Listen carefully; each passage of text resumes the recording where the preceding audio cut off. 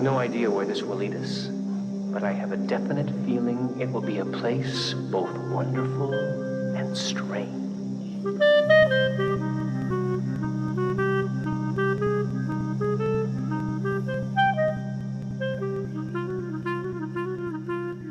Hello, and welcome to the wonderful and strange Twin Peaks Logcast. I'm Kalil, and with me today is the Archivist to my special agent.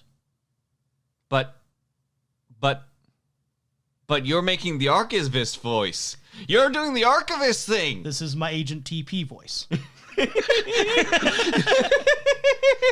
Today we're talking... Verified. Also, who are you? I'm the Unplugged Professor. Verified. Thank you. This is the Secret History of Twin Peaks Part 2. If you are just jumping in without going through parts 1 and 2, then you should... I'm sorry. You should teach me other languages. So we're talking about roughly pages 238 to the end of the book.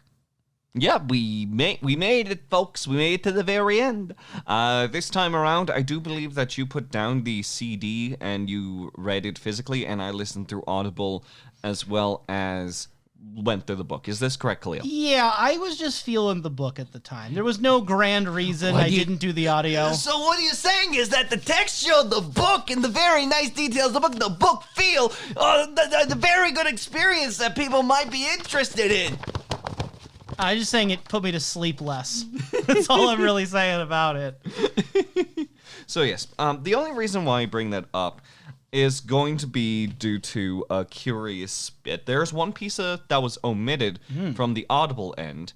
I don't know if it is from the CD's end, but there is one portion, and I will bring it up later inside the podcast, where something is gone, and you can tell me whether or not that is just a long, lingering mystery. For those who haven't experienced both forms of media, stay tuned in to see if this is just massively disappointing. Way to hook the audience, and then undermine it by the last comment.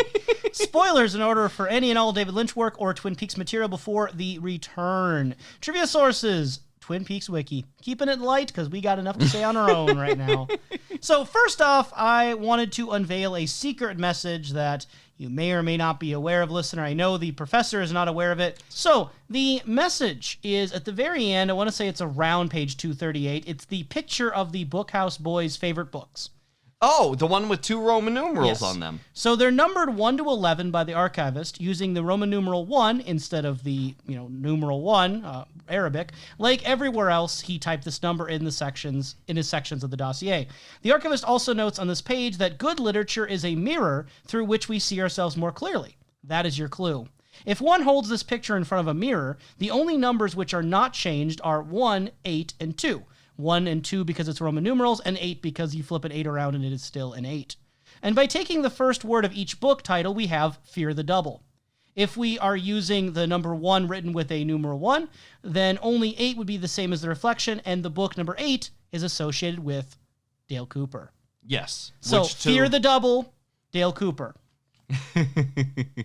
So as a fan of puzzles and mysteries, what do you personally think about the Fear the Double mirror reflection book scenario? Very fun. It's very exciting. And again, it makes me more nervous for every time I found Roman numerals in the past. Is there anything else going around those specific pages? I might have something later. I might not. That's another hook. Oh, boy. Whoa.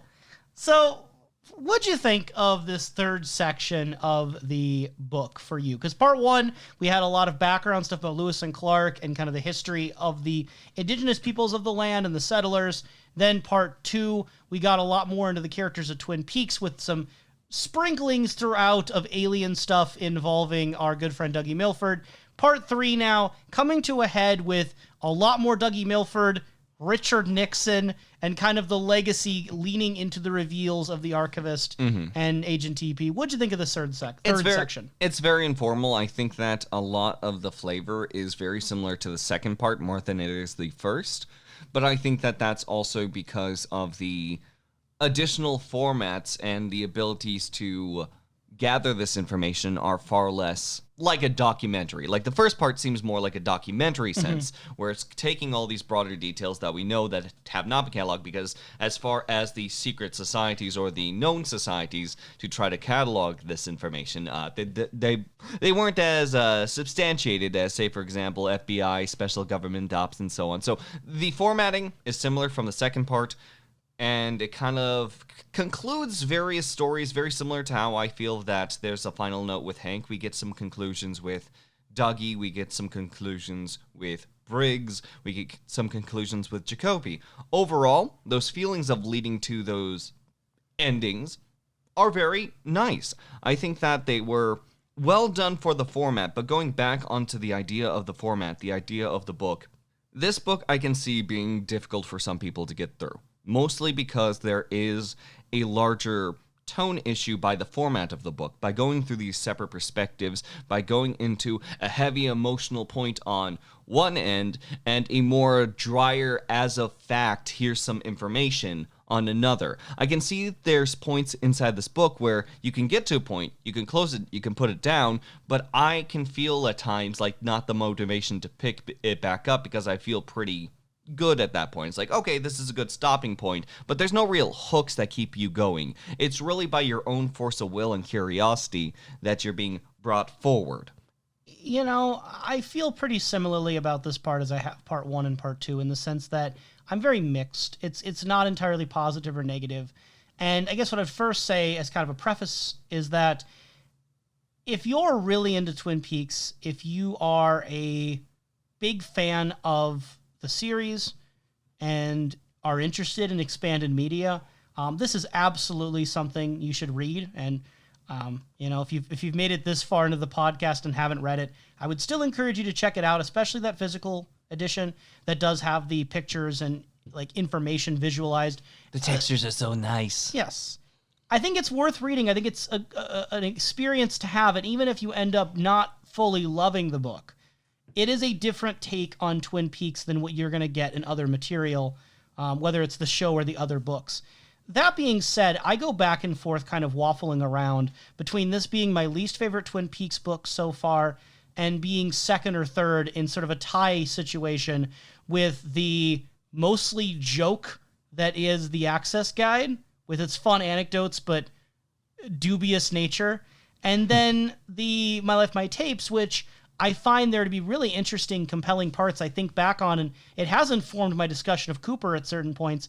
But then there's other things where I'm looking at the My Life, My Tapes, and I'm like, I wish it would have done more with Caroline. I wish it would have been able to do something about the fact that Cooper on his own isn't as good as Cooper in conversation with other people. So there's missteps. And I feel like this book, for me, is in that territory of flawed but interesting, noteworthy for fans. I wouldn't recommend this book to people that aren't fans of Twin Peaks, even though, paradoxically, I feel like this is more of a book about, well, shouldn't say more, almost equally, I should say, a book about alien conspiracy theories as it is about Twin Peaks. It has too much Twin Peaks content for me to just recommend to someone who likes alien conspiracy theory content. It's just that at the same time, about half of this book is material that you could find and maybe be better suited finding in a documentary or book that's specifically on Illuminati or alien conspiracy theories. Yes, I think that honestly, as far as this book goes, by its title, The Secret History of Twin Peaks, it's already kind of like gauging and grabbing a certain audience that's like, oh, secrecy? I like Twin Peaks, and like grab that out, and there's a general vibe of the unknown someone can be excited for, and the blend of nonfiction and fiction inside of it that sort of like acts more so as a primer of some strange inconsistencies in American history and the strange choices that come from it. It's almost as if it's like Mark Foster, like kind of like pushing you, saying, hey, if you like this, you might like this. I feel like it's using Twin Peaks as a way to talk about American history. And in that regard, it doesn't contain throughout all of the things I love about Twin Peaks. There are moments where it does. There are moments where I'm reading Robert Jacoby's account of Margaret Lanterman, and I'm like, yes, this is important Twin Peaks material. But then I'm reading other parts about the founder of Scientology, and I'm like, this doesn't really matter to me for the show. Like, this doesn't change how I feel about Twin Peaks. This doesn't enhance anything. So to me, it's kind of this niche of a niche, where this is a book that I'd only really recommend to Twin Peaks fans, but more on the content of, if people want to experience all that Twin Peaks has to offer, this would be on the list. But to me, the best Twin Peaks book, hands down, is The Secret Diary of Laura Palmer. It's fantastic. It's not even a contest for me. It's that this book is situated somewhere with The Access Guide and My Life, My Tapes in terms of the other books that I have reservations about, even though I don't regret reading them. I will say just real quickly, though, that I could give things pretty quickly that I would say would make My Life, My Tapes or The Access Guide better. I do have things I would suggest. This book is really hard to change in a way that doesn't upset other aspects, because things that I might not necessarily care for, it makes sense why they're there that way. This book, by its offset, was going to have those kinds of tonal problems almost guaranteed, because of the fact that it's multiple authors organizing multiple authors' information through newspaper clippings, through government archives, through personal anecdotes, in a kind of like semi-chronological order, but then it take deviations. There's ways to maybe improve some ordering, but I don't know of how you could make a version of this book, keep it this book, and fix the tone problems. I just don't know how you could do it. This book, going back to the idea of like the themes with Twin Peaks, because I recall you bringing that up, I think that this still does have the broader themes on Twin Peaks, but more by extension, the darker aspects and the themes that usually come from the darker aspects. The usage of corruption, conspiracy, human error, whether it's intentional or not, and oddities that just kind of exist out of grasp. And then it has these pockets of very emotional asides from some of the characters, again, like I was mentioning with some conclusions, if you will, that do hearken more to the very personal angle of Twin Peaks. I think that as far as the show goes, it does a very nice job of like pushing those personal angles that I see people becoming very fond and falling in love with. It's like if you were to take a pie, like you bake a pie, and this delicious pie, and it's got some delicious flavor. That's a lot of the personal angle. A lot of what this book does is that instead of like baking the pie outright, it kind of like bakes the pie, but it kind of like put the ingredients, like the whole can of cherries, as well as just all the little spices it might use, and just stuff it inside the crust. It's more so up to That's a bad pie. you to study the pie more than consume and indulge. I agree with you, and that's the question is, for individual readers, are they as interested in studying pie as they are enjoying a well-made slice of pie? Exactly. And I think that this, to me, is an oddity of a book to even, recommend or talk about. And I, again, want to stress, for any time I mention a negative thing, there is probably at least one positive thing I could be mentioning alongside it, because there are moments in here that really do stand out quite strongly to me that I really quite enjoy. It's just, it's so inconsistent and uneven for me in that regard, because the more it gets detached from the things that I'm really passionate about, the more it becomes kind of interesting in an intellectual sort of way. Like, give an example. I think that the way this book and Mark Frost handle Richard Nixon is quite interesting as an intellectual curiosity, because in my lifetime, as a 20-something, when I was in school and kind of culturally from media, all I really ever learned about Richard Nixon was that he said, "I am not a crook," that Good job. he was a Watergate man. And also, I remember in 11th grade reading this book for AP English called Fast Food Nation, that he had some shady dealings with Ray Kroc from McDonald's. I have heard nothing positive about Richard Nixon in my life. And so to have him in this book as this sort of gray area truth seeker, someone who would be wary of the powers of the CIA, wary of the other administrations, very clear-sighted in some regards, and able to kind of guide Dougie Milford toward possibly, through the line of Gordon Cole and through Major Briggs, coming to some sort of truth about these matters, while at the same time still doing crimes with Watergate, still having some issues potentially with alcoholism and kind of anger issues.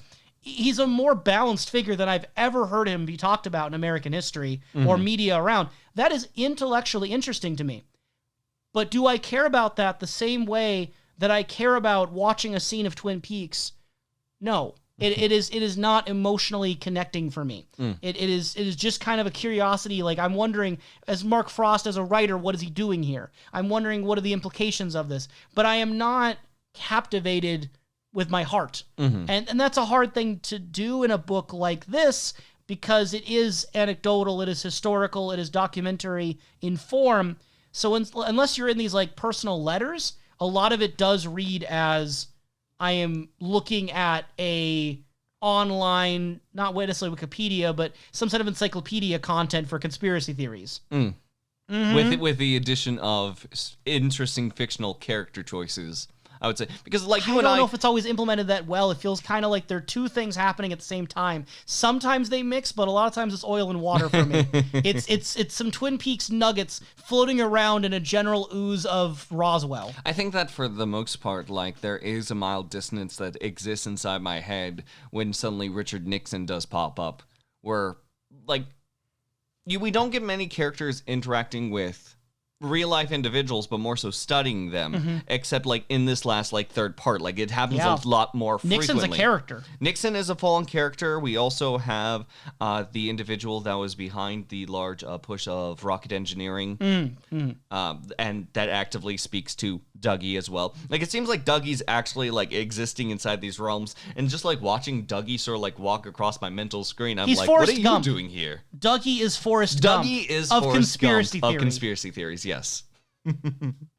Although there are different voices within the book, Dougie does make a strong case near the end that a lot of the alien interactions people have had, or the situation with like Jacoby with the ayahuasca, these sort of supernatural entities that have existed across cultures for hundreds of years, even down to mentioning vampires might be tied into this, that they are all probably connected to the spiritual forces like what we see in Twin Peaks with the lodges. He acknowledges there are probably many things going on, but at the same time, he pushes this idea that these things are all connected. And my feeling is that I enjoy when Twin Peaks is different and special. I don't want Twin Peaks to be everything else. I don't want UFOs and vampires and giants sightings. I want something new when I watch Twin Peaks and experience Twin Peaks media. Yeah. So I don't feel, for me, that it adds to tie aliens to Twin Peaks. My question for you, does it add to tie aliens to Twin Peaks? Because there's a lot in this book trying to do that. It adds, but more so in a narrative sense more than it does in a literal sense.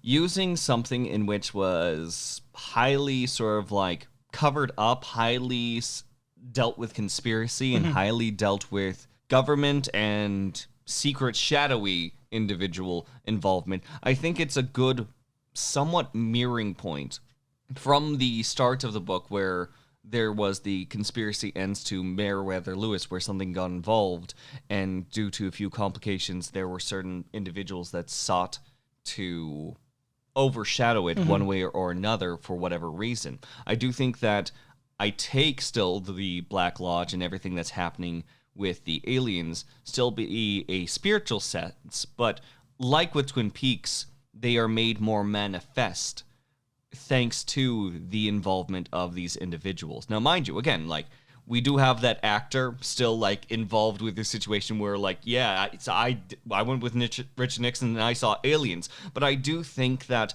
the tone that is brought forward from this does not change from the general questioning nature and pushing against what things such as the bodies of government are doing.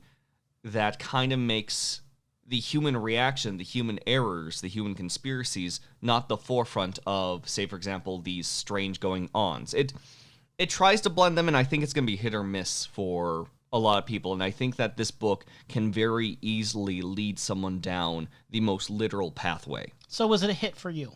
It was, at this time, mostly a hit, yes. So in terms of the Twin Peaks books, obviously it sounds like you'd recommend all of them to someone who's interested in Twin Peaks. There's not a book you're saying stay away from, but how high or low does this factor in when you compare it to the Access Guide, My Life, My Tapes, The Secret Diary of Laura Palmer, and if you want to count the cards, you can throw them into the mix? This is going to potentially just maybe drive you mad, Kalil. Okay. Each single piece of Twin Peaks material, trying to recommend them is not going to be on a numbered scale for me. It's not going to be on that qualitative scale. It's going to be flavors of ice cream in a shot. Of course it is. So instead of a scale 1 to 10, one of them's going to be chocolate, one of them's going to be vanilla, one of them's going to be mint. But regardless, there's certain flavors from each that either A, I need to know the person first, or B, I need to describe it in a fashion to sell it. Because I do agree that they are different kinds of experiences in the sort of way that there are some readers who are, because of their interests and their personalities, going to get more out of one book than the other. The tonal difference between The Secret Diary of Laura Palmer and The Access Guide is absolute whiplash. It's absolute whiplash. They're totally about different things, so it depends on what you're into. I agree, but if you ask me which book is more successful in what I think it's setting out to do, I'm going to say The Diary. Yeah, no, go ahead. Go for The Diary. That can be the popular chocolate. Chocolate ice cream is kind of not that great. It's not that great, but it's one of the most sellable flavors. It is one of the most sellable. Sellable, is that a word? It probably is. It can sell. It goes off the shelves, and people really enjoy it. And some might even call it a little bit of a special treat, especially if you add some decadent pieces into it at the overall add-ons bar. We're going so much further from the metaphor. But in the meantime... Salicious? In the meantime, I think that the safest bet that you can give to a Twin Peaks fan would be something such as The Secret Diary of Laura Palmer. Do I think I personally find that to be my more favorite piece of material? Yes, but not by the same circumstance that I think that ranking down these other ones means that I think that they're of less import. In fact, I would say that, using tone, Secret Diary of Laura Palmer and the Dale Cooper book are relatively close, but I would not succeed one with the other to recommend them back to back. I think one is better written and tighter in terms of its writing. I'm curious to kind of spin it a different way. Which one of these books do you think is going to have the biggest impact on how you think and feel about Twin Peaks as a multimedia everything? I think that for the sake of tone and just like how much you can firmly like strap The Secret Diary of Laura Palmer to something such as Fire Walk With Me, like that, they're companion pieces. They are companion pieces. They absolutely are. When it comes to the rest of them, though, if you're asking me about impact, I think that every single piece of media afterwards, whenever it comes to each of these books, the cards or so on, it's putting on new metaphor, a new set of glasses, something new to look through. Okay, which ones are the chocolate flavored glasses?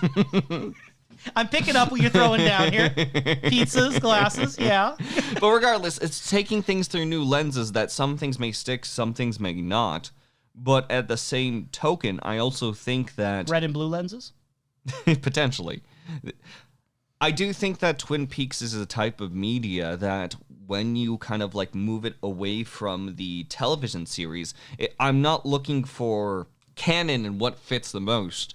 I'm mostly going through it like if a new director had handled this or like similar directors decide to take new spins on it. I'm looking at it through a new lens in more ways than one. So these other pieces, I will probably not attribute anything other than me snickering in the corner about how many damn pancakes. I think whenever Dougie shows up in the show, because when I was rewatching the show with you for the podcast, I obviously couldn't mention this book, but it is so funny to look back on Dougie Milford in the 2 episodes he's in with the context of this book in mind. With the context of this book in mind, that is exciting, but the thing is that my mind, myself, I might be wrong, and I might re-experience it maybe within the next few months for this case, but I do find Dougie Milford as a character exists in the secret history of Twin Peaks.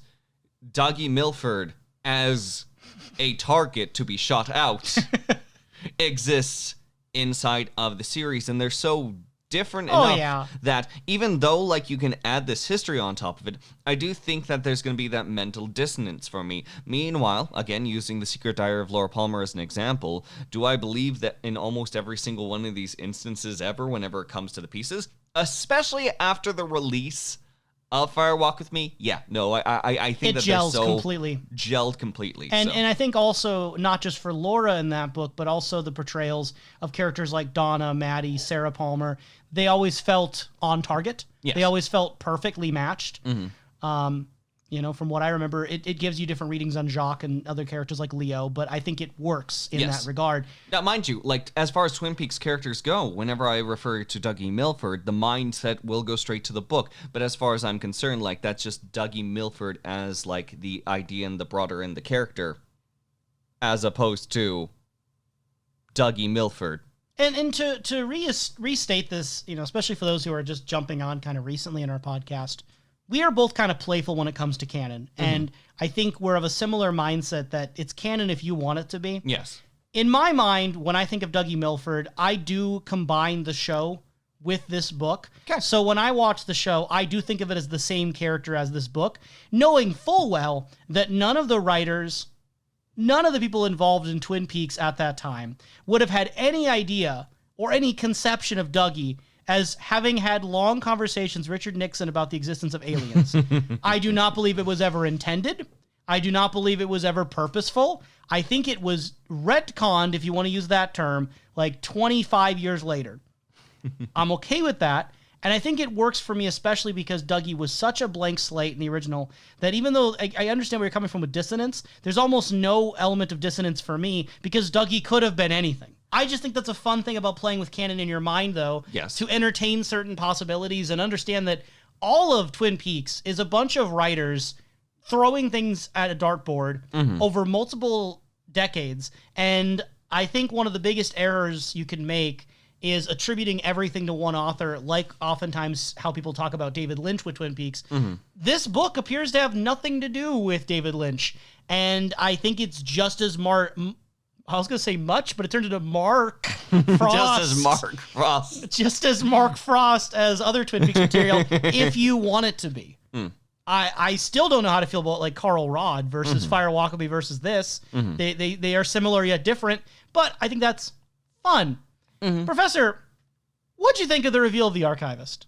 Just jumping into that, because you had speculated since part 1 early on, this is probably Major Briggs. You entertained the idea of maybe Jacoby, and then Jacoby learned not it. And just outright, he reveals himself to be Major Garland Briggs. What do you think about that reveal and it being him? I won the sports game. I won the sports game. My team was victorious today. Is that the Undertale theme? Game. I won the sports game. I don't think this is Undertale. No, it was for a moment there. It was. I don't even know what that means. There's a lot of music. You don't actually feel that way though. It's a farce, right? No, like I mentioned before in the prior pod, if I am correct about this, it just feels, oh, this is nice. If I'm wrong, oh, I played a game. That was neat. So you do think one of them is nicer than the other? You'd rather be right than wrong. No. You just said one's nice and the other one's you played a game. And then I said it's a neat time. I still had a great time coming in. Are they both equal? Yeah. Okay. I think that I'm one of those weird like individuals that if I go to a sports game and I just kind of like sit in, if my team loses, I'm like, oh no, damn it. No, instead I'm just be like, oh, well, I had a hot dog today. This was fun. I would be bored out of my mind at a sports game. So I don't know. Anyway, I find it to be really underwhelming. And this is hard because, again, for what this book is, I don't think there's any real reason within the narrative that Major Briggs would try to be more tricky and secretive and sneaky with his identity, given that he just straight up says it at the end anyway. It's not really something that I think is that well hidden from viewers and readers. That's the question of whether it should be, whether it matters. My reason for thinking it's underwhelming, though, is because the beginning of the book, Agent TP does set up this sort of... the fusion character we always needed. Agent TP does kind of set up this expectation that this is one of the central mysteries of the book. This is one of the things that she is on assignment to figure out. So for that central mystery to be so obvious and to be so clear, I just don't find it very satisfying as a mystery or secret, whatever you want to call it, if I'm supposed to take it as one. If I don't take it as one, I think that having it be Major Briggs is actually really great, because then this book serves an additional purpose of it being our guide through how Major Briggs came to understand these things. Like, Major Briggs gives off such a distinct presence in the show, the way he carries himself, and we don't know the real life of this man. So to get this kind of look into the archive, he wrote this over years while he was wrestling with these questions and realizations, and he couldn't talk to his family about it. He couldn't talk to his wife or his son. He almost was about ready to talk to Cooper about it, but he couldn't tell anyone for years, and that must have bottled him up. So having this archive as an outlet, having this be his private journal of pursuits, I think really adds depth to Major Briggs. I think he's a great character to use for this role. I'm only underwhelmed by it if it was supposed to be a surprise, because it's not. The biggest part about it, and with an argument in the counter end, the identity of Major Briggs, likely Major Briggs himself couldn't say anything about it because he is someone that is part of a larger unit, a larger whole, where if any of this was taken away or any of this was compromised and his name was sort of attached to it, that could lead to some issues. Could hurt his family. It could hurt his family. It could cause issues here and there.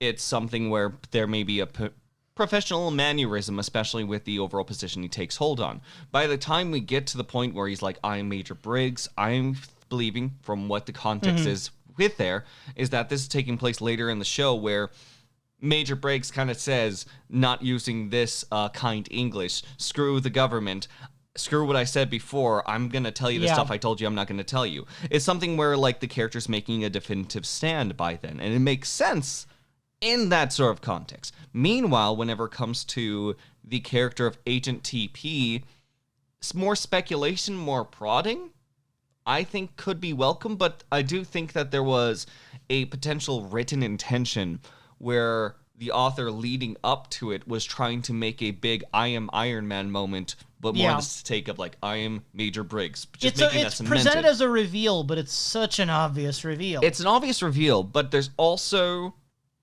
for the nth time, what is written, what is shown, and what is said. We knew and what we felt for the truth. This reveal, in the respect of build-up for a sort of like casual perspective, it's underwhelming. Like, it doesn't have that sort of like bam, if you will, that... It's not like Who Killed Laura Palmer. It's not like Who Killed Laura Palmer. Just to say the obvious comparison. But at the same time, I think that having this reveal of someone that was a little bit obvious, was someone that we were expecting, but at the same time, the book itself is still playing around with the ideas. I'm not saying if the execution was effective, but the ideas of questioning these sort of like measures, what can be, what cannot be, having something that is true and placed onto the wall, and something that we were right by our own intuition from the start. I think I think there's a value in that when anchoring your mind, when trying to dig deeper and deeper into all of this information and end up with Occam's razor, if you will. The simplest solution was the easiest. So I just, it's hard because, again, I understand the arguments you could make for why Agent TP didn't outright just state, like, 100 pages in, 90% sure it's Major Briggs TP. I don't know, I can understand why you would say she shouldn't do that, within the fiction or within the scope of Mark Frost's narrative to allow that I am Iron Man moment at the end. Yeah. But at the end, when she's like, there it is, we found our archivist, however you want to say the word, when she says, Archivist. when we found him, I'm just like, no, you didn't. You did not find him. He literally portrayed himself on a silver plate. You did not do anything. He came out of like behind the little like slide at the playground saying, I'm Major Briggs and I'm tired of hiding. It's like, ha, found you, I win. It's just so tough because, like, if she's meant to be a detective figuring out the identity of Major Briggs... Is she supposed to be a detective, or she's just doing a job of, That's the like, hard a detective? part. That's the hard part, is, like, at the beginning, I totally read this as framed that I'm here to try to figure out the secrets of this dossier, and one of the things that involves is the identity of the archivist. Better figure this out. And then, it's so obvious, and she's not saying it, and then at the end, it's like, haha, we found him, boys. And it's like, no, we didn't. He just showed up and turned himself in. As someone who overall is likely working for the government and someone who has to make sure everything is absolutely confirmed, I get that. It's just that with the character herself, like, she's been shown a little bit naive, but still overall still very informal. It seems that she's more new to the job. And we can say than someone like she Major now, Briggs. because the name Tamara usually is feminine. So we do get a name. It is not the name of any previous Twin Peaks character. You're still there to speculate it could be a new name that Annie or Diane is going under. But regardless, at this point... Agent TP is someone that seems more new to the job than, say, for example, the Archivists, or like comparing them back to back, and even the later ends of Dougie's overall dialogue, where it seems that there is still some emotional charge, there's still some curiosity, but still is someone that is relatively new to what's going on with it. So making sure that you get your job done effectively, and just don't go too much off of intuition, that's fine. But I think that with the sort of like bantering, especially with little notes over things such as media, one thing to strengthen Agent TP, but at the sacrifice of less I Am Iron Man, is playing with that speculation, playing with those ideas. And I find her too middling. She's got some personality, but she's got some professionalism, and she doesn't lean into either one of them to be compelling. Because if she was properly trying to analyze this to be like a detective, she would have done more on-the-nose observations. But then if she did that, it'd make me more mad because I don't want the book to tell me what to think. So you can't win. I don't know what the perfect solution would be here, and that's kind of where I have to acknowledge that the problems that I'm having with this book are just because of the way it is, and I don't even really know how to fix it. There's no one-and-done solution. And again, there are things I really like about this. I do think that choosing Major Briggs as the core narrator, although we do find out that Dougie had contributed as also an archivist, but having Major Briggs be the core narrator here does a lot for this character and for this book. I do think those things are good. And we do get more information about Briggs as a result that I think is cool. Yes. One thing that I would propose, say, for example, those who would want to experience this without Agent TP, that is possible through only the physical media. Yes. But that still is a proposition I could bring forward, that though you do not have the single string that's supposed to like bind everything together, there's still a lot of compelling information that can go on and about your own personal feel and deep dive without having that sort of like haha or verified or yes. I don't think she adds enough. I think she adds enough, but I do think that she adds enough to still kind of like shake up things in a like uneasy foundation sense. So it's kind of like if you put a cake onto a Lazy Susan and you kept it spinning more and more and more. It can look very, very nice, but all you need is someone's hand to kind of like stop it from moving to mess up the cake. And sometimes when someone goes just like, yes, verify, or yes, this seems to be the case, that can be the hand that touches the Lazy Susan. I am curious, since this is, a book that was released shortly before Twin Peaks: The Return, do you expect, hope for, have any ideas? I know those are dangerous terms for you. What are your inclinations involving the likelihood of seeing Agent TP, Tamara, in The Return? Very unlikely because of everything that's been led up to so far. Okay. Like, unless there was, like, Tamara as just a name that they discussed at one point, and then they just sort of, like, agreed upon it, like there was a verbal communication, maybe.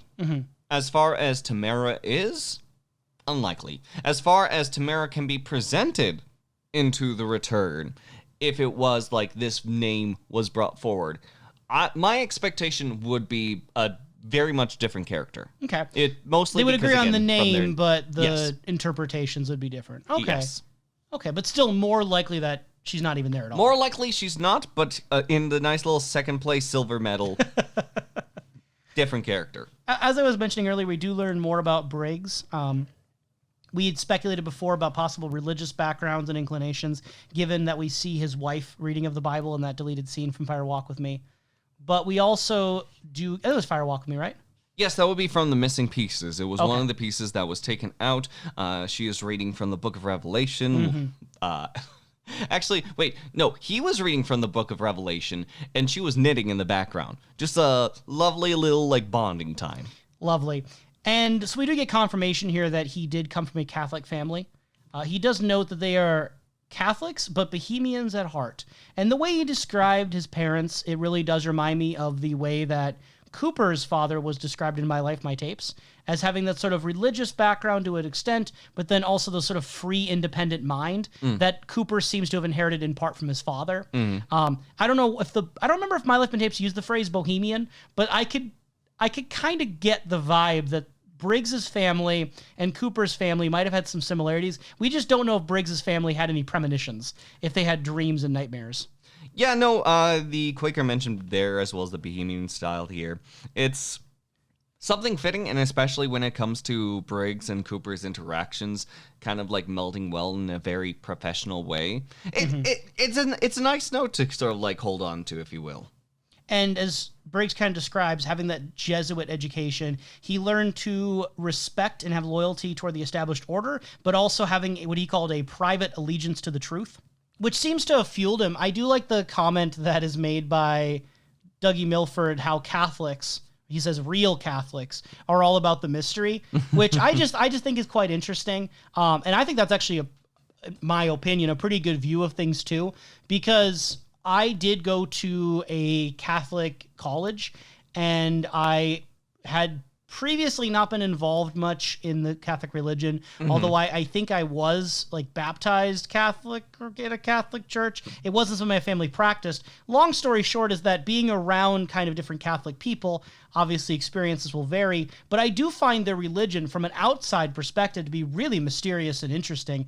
With the nature of sacraments and traditions and saints, they have a very specific way of viewing the world through their own cosmologies and ethics and philosophies that is at one part shared with a lot of like Protestant denominations, but is different enough where I do see a bit of mysticism there. I do see a bit of the magic and the mysterious, and even the idea of sacrament, that if you're taking it literally, that the communion wafer becomes the flesh of Christ and the wine becomes the blood of Christ. And if you believe in that transmutation, as Orthodox Catholics are intended to believe, that really happens. It's not just symbolic. That is mysterious. That is magical. So I do like that, even though Dougie Milford seems very not religious to me, he does seem to have a sort of respect for that element of Catholicism that might be influencing on a deeper level Briggs's view of the world. Okay. So I just think that that's personally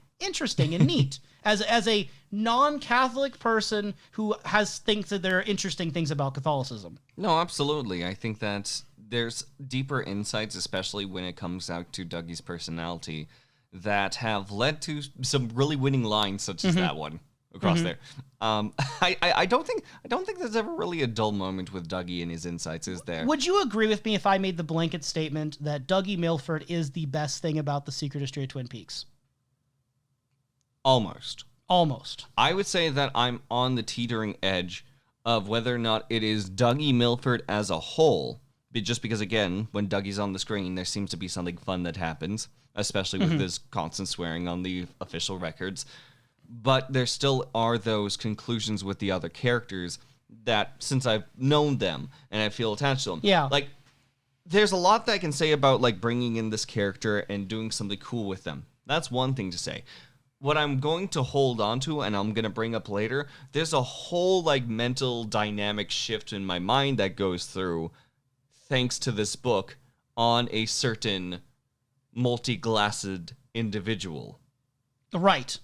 Like, that does a lot. And from how many times people have heard us talk about this guy in the podcast back and forth, as opposed to this new element that still is very, I would say, the tightest screw in the overall machination of this book. It's a hard toss-up for me. I really enjoy that, Dougie got to be realized as such a character of his own. And, like, he's, to me, the winning character of this book. In terms of anything new that came out of this book, I'm just like, nah, Dougie's cool. I'm all about Dougie. Turning this old man who died on his wedding night having sex with this young woman, and it's just kind of played as mostly a comedy in the show.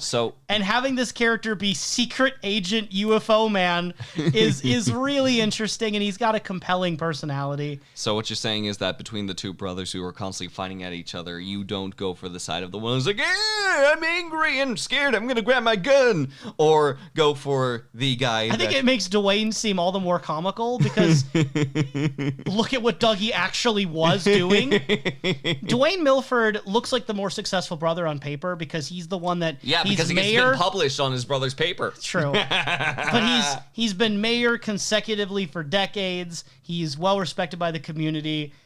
Whereas Dougie has this sort of poor reputation early in life, kind of not really poor reputation later, but he no one's surprised when he gets married again. Like, he just seems kind of like a playboy almost, but way past his years. So for Dougie secretly to be way more accomplished and done way more things than Dwayne ever could imagine, it's very funny to me that Dougie has the last laugh. At the end of the day, regardless of what you think happened with Lana, yes, Dougie had the last laugh, in my opinion. Yes. I don't think that he like had a tragic ending, honestly. Yes. Anyway. When talking about their values, Dougie says that he's more meat and potatoes. He's more interested in what he could see with his own eyes, and he includes that to facts, but also with women. And he brings up, though, that their real value, quote, lies in their ability to create within us wonder and curiosity. That, and only that, spurs us to seek understanding of the ultimate truths. So from what I read of it, he looks at the simple, mundane things of life, the physical things, the almost materialistic things of life. And from that, though, it's the feelings that it gives you, the feelings of looking at a beautiful thing. And that is what he thinks leads us to this greater curiosity, which in turn leads us to this greater truth. He doesn't start with the cosmic, right? He starts with the woman he finds beautiful that he decides to marry on a whim, and how that leads him his certain way there. Whereas Briggs says that mysteries are the truth itself. They're the essence of our existence, and you're not necessarily meant to understand them or apprehend them, but through faith, you can breach that final barrier to a form of understanding. Which one do you tend to side more with, if you take a side? To summarize here, and you can call me out if you don't agree with my summary, it sounds like Dougie is the one who starts with the practical, mundane, everyday stuff, thinks that it leads us to question things bigger, and that's what matters.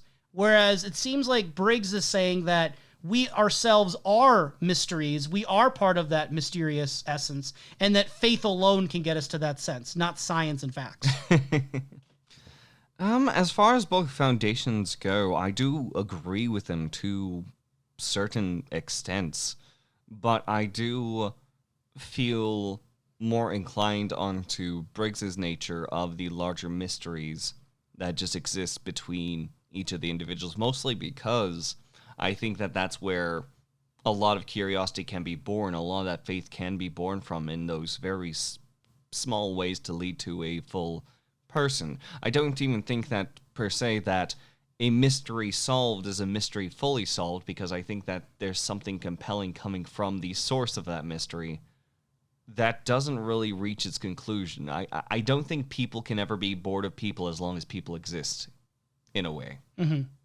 I feel like I'm a little closer to Dougie, I guess, in a way. Like, I think that... To the ground because you're wrong, and it's now time to take out a podcast to let's go. Boom, boom, what? Boom. It's the shovel, time to dig you down. Bam. Put a pin Dead. in that. Put a pin in that. Wait, put a pin in your death? Put a pin in that. What is... Okay, when you release all the pins, I don't want you to keel over on the podcast, Kalil. I want to make that clear. This is a funny joke. I think I'm more on the Dougie side. In the sense that I think starting with the principles and foundations that are grounded in a sort of materialistic way is generally a better approach than starting with the esoteric and the mystical. I think you need to have an appreciation for the real, for the simple, for the material first. But I can respect and vibe with also the Briggsian interpretation as well. The Briggsian. The Briggsian. I'm more Milfordian in thought, personally. Or Dougian? Dougian. I'm a Dougist, personally. I hope these aren't terms for something real. I don't know if they are. You mentioned earlier that Dougie gets some winning lines. One that I think is pretty freaking cool is when he's talking to Briggs, and he says, "I'm the white rabbit, drawing you closer to the rabbit hole. And like the rabbit, I'm very late for an important date. You're my replacement, Garland. You're going to become the watcher in the woods." I don't got much to say about the line. I just thought it was really cool. No, it was... it's a very compelling line, especially when it comes down to the greater perspective of what's happening in Twin Peaks. having someone to be recognized as a potential replacement, and also to also reveal a little bit into that on Dougie revealing the 3 triangles upon himself, and Major Briggs earning those 3 triangles just so happened to be on the same episode as when Dougie ended up kind of keeling over, you know. But still, regardless, Complete coincidence. There's originally that then got adapted now to have more meaning. there's layers of legacy that comes through it. There's the government background legacy of like passing on the torch. There is the mystical legacy of passing on the torch, and you could also say that there's going to be an emotional legacy between these two, because I'm compelled enough, especially with the limited dialogue that we got, that having these conversations was a regular thing. No, between I'm these two. convinced. I think it's very effective. Yeah, no. This could feel really forced, because why would we ever assume these two even cared about each other? But I'm convinced. No, I'm it convinced. works. You did it, Mark Frost. You did it. Thank you. But yeah, no. I there's so many layers to that statement alone that is just too exciting, personally. Too exciting. Can't handle it. Get the shovel, bury me. Is this where the pin goes out? No, the pin stays in. Damn it. Pin stays in. One more longer extended quote that I wanted to get your thoughts on is again from Dougie here. Quote, "A secret's only a secret as long as you keep it. Once you tell someone, it loses all its power, for good or ill. Like that, it's just another piece of information. But a real mystery can't be solved, not completely. It's always just out of reach, like a light around the corner. You might catch a glimpse of what it reveals, feel its warmth, but you can't know the heart of it. Not really. That's what gives it value. It can't be cracked. It's bigger than you and me, bigger than everything we know."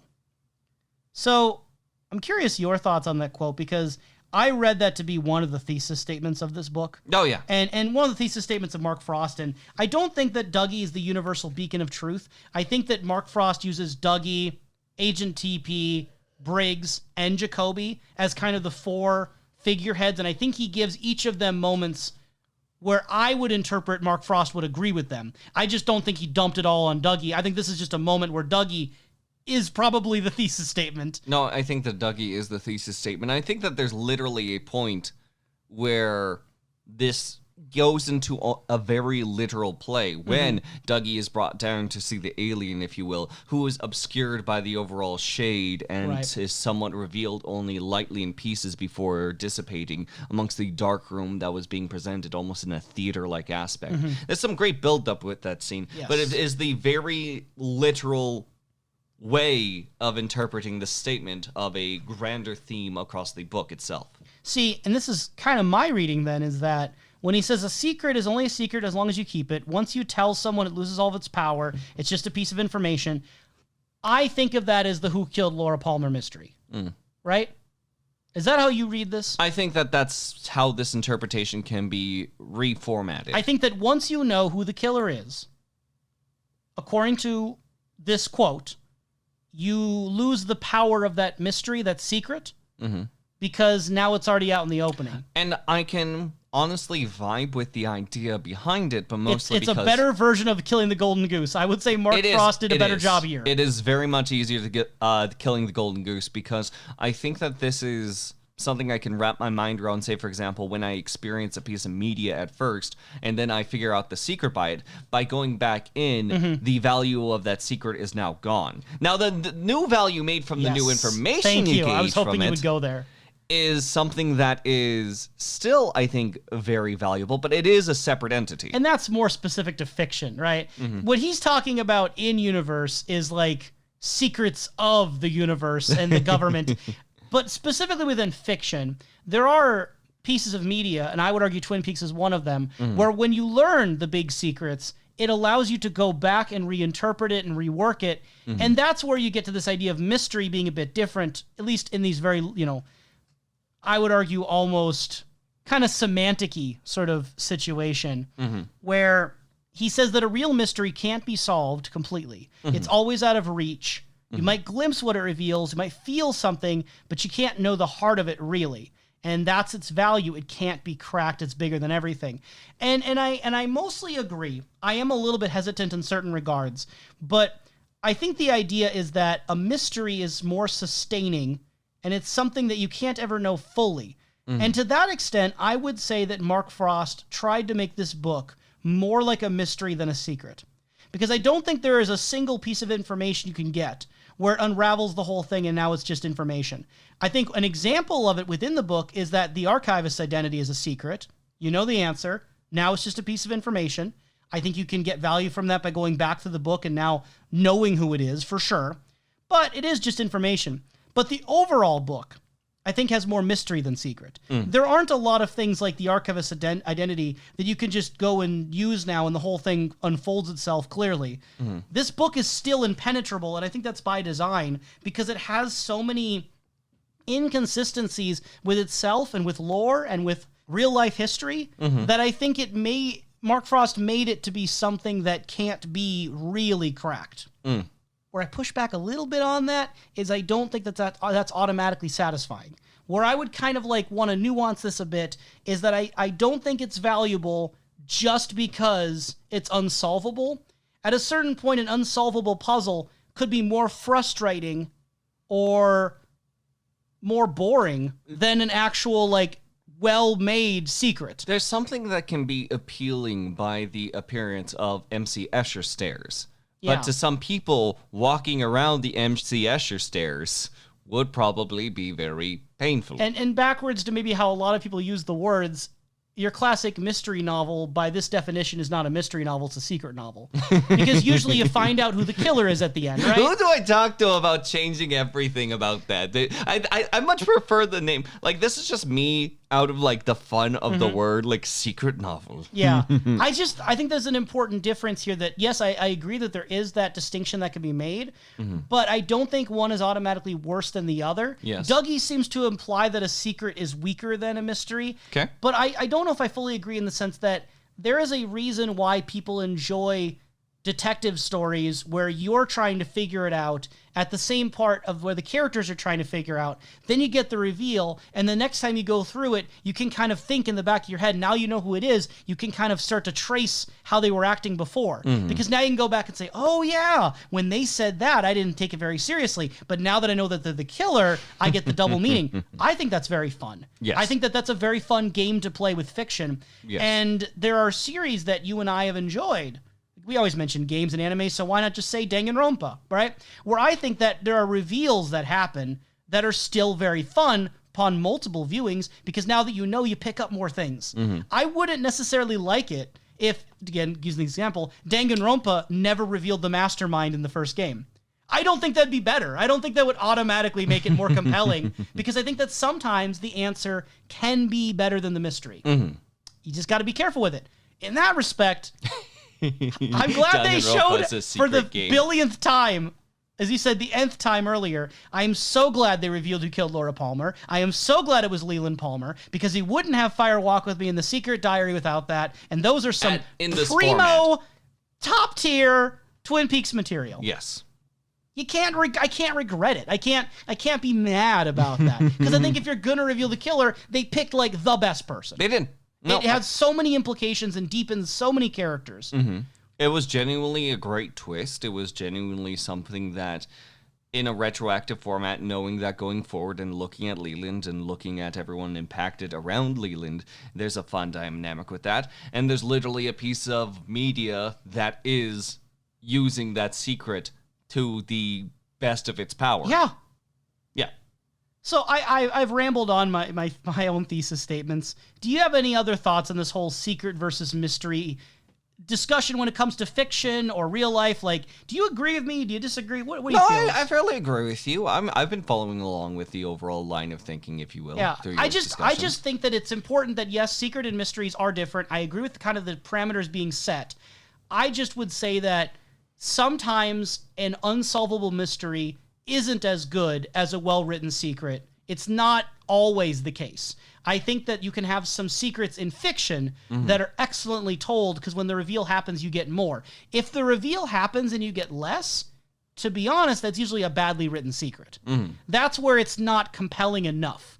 Anyway, one thing I also want to mention before we switch gears a little bit is with Major Briggs, we do find out that, yeah, he couldn't tell his family about this, which I already kind of would have figured, but I like the way that Mark Frost focuses a little bit on that, the amount it bothered Briggs. Like, he felt like he was losing opportunities to move up the ranks in the military. He was worried he would never be a colonel. He was worried that he was becoming distanced and alienated from his teenage son, who was getting involved with criminal elements at the moment. And he was feeling kind of powerless and afraid.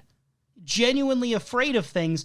And we speculated about Major Briggs before and his soul and his quality of his fear, what he thinks of the world. But I think this gave us a more human portrayal of him, that he did have doubts. He did have worries. He wasn't the stalwart figure he might have appeared, but I think it does help explain retroactively in the few instances we do get him where he's like smacking the cigarette out of Bobby's hand. I think it goes to show why he's like that. He's almost overcompensating because he can't be there very often. When he is, he wants to be in that moment, very rigid and reasserting that sense of order. Yes. Because he's gone so often. Like, I think it makes sense why he would try to do that and then inadvertently further alienate his son, because what teenage boy with Bobby's personality and disposition wants their father commanding them like that? Yes. It's going to drive him further away, but I get why he is thinking this way. Not because he wants to control Bobby, but because he wants to steer him in a better direction. And it also does help to explain why Major Briggs would speak so positively at times about the importance of rebellion. He tells Bobby that having that sort of spirit of rebellion and questioning things is good if you channel it right.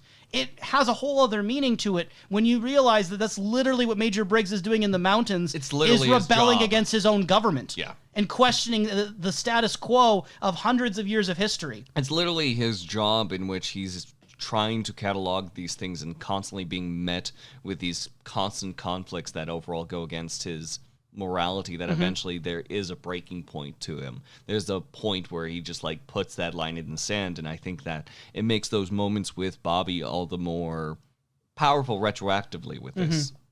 And it seems like, everything changes when Steele Cooper arrives. Yes. It's again that Jean Renault quote. Everything was simpler until you arrived. Major Briggs went on for, a good 5 or so years of nothing really happening. Then Cooper shows up and just everything strange starts happening. Anomalies left and right. He says data went suddenly from 0 to 60. And it was just to this extent that part of it was Laura and the mysteries of that, but it was everything else that was going on too. Also, Briggs got to finally say something you've been kind of mentioning for a while. He described the evil of Leland's crimes. He compared it to a, quote, dark, eldritch leviathan rearing its head.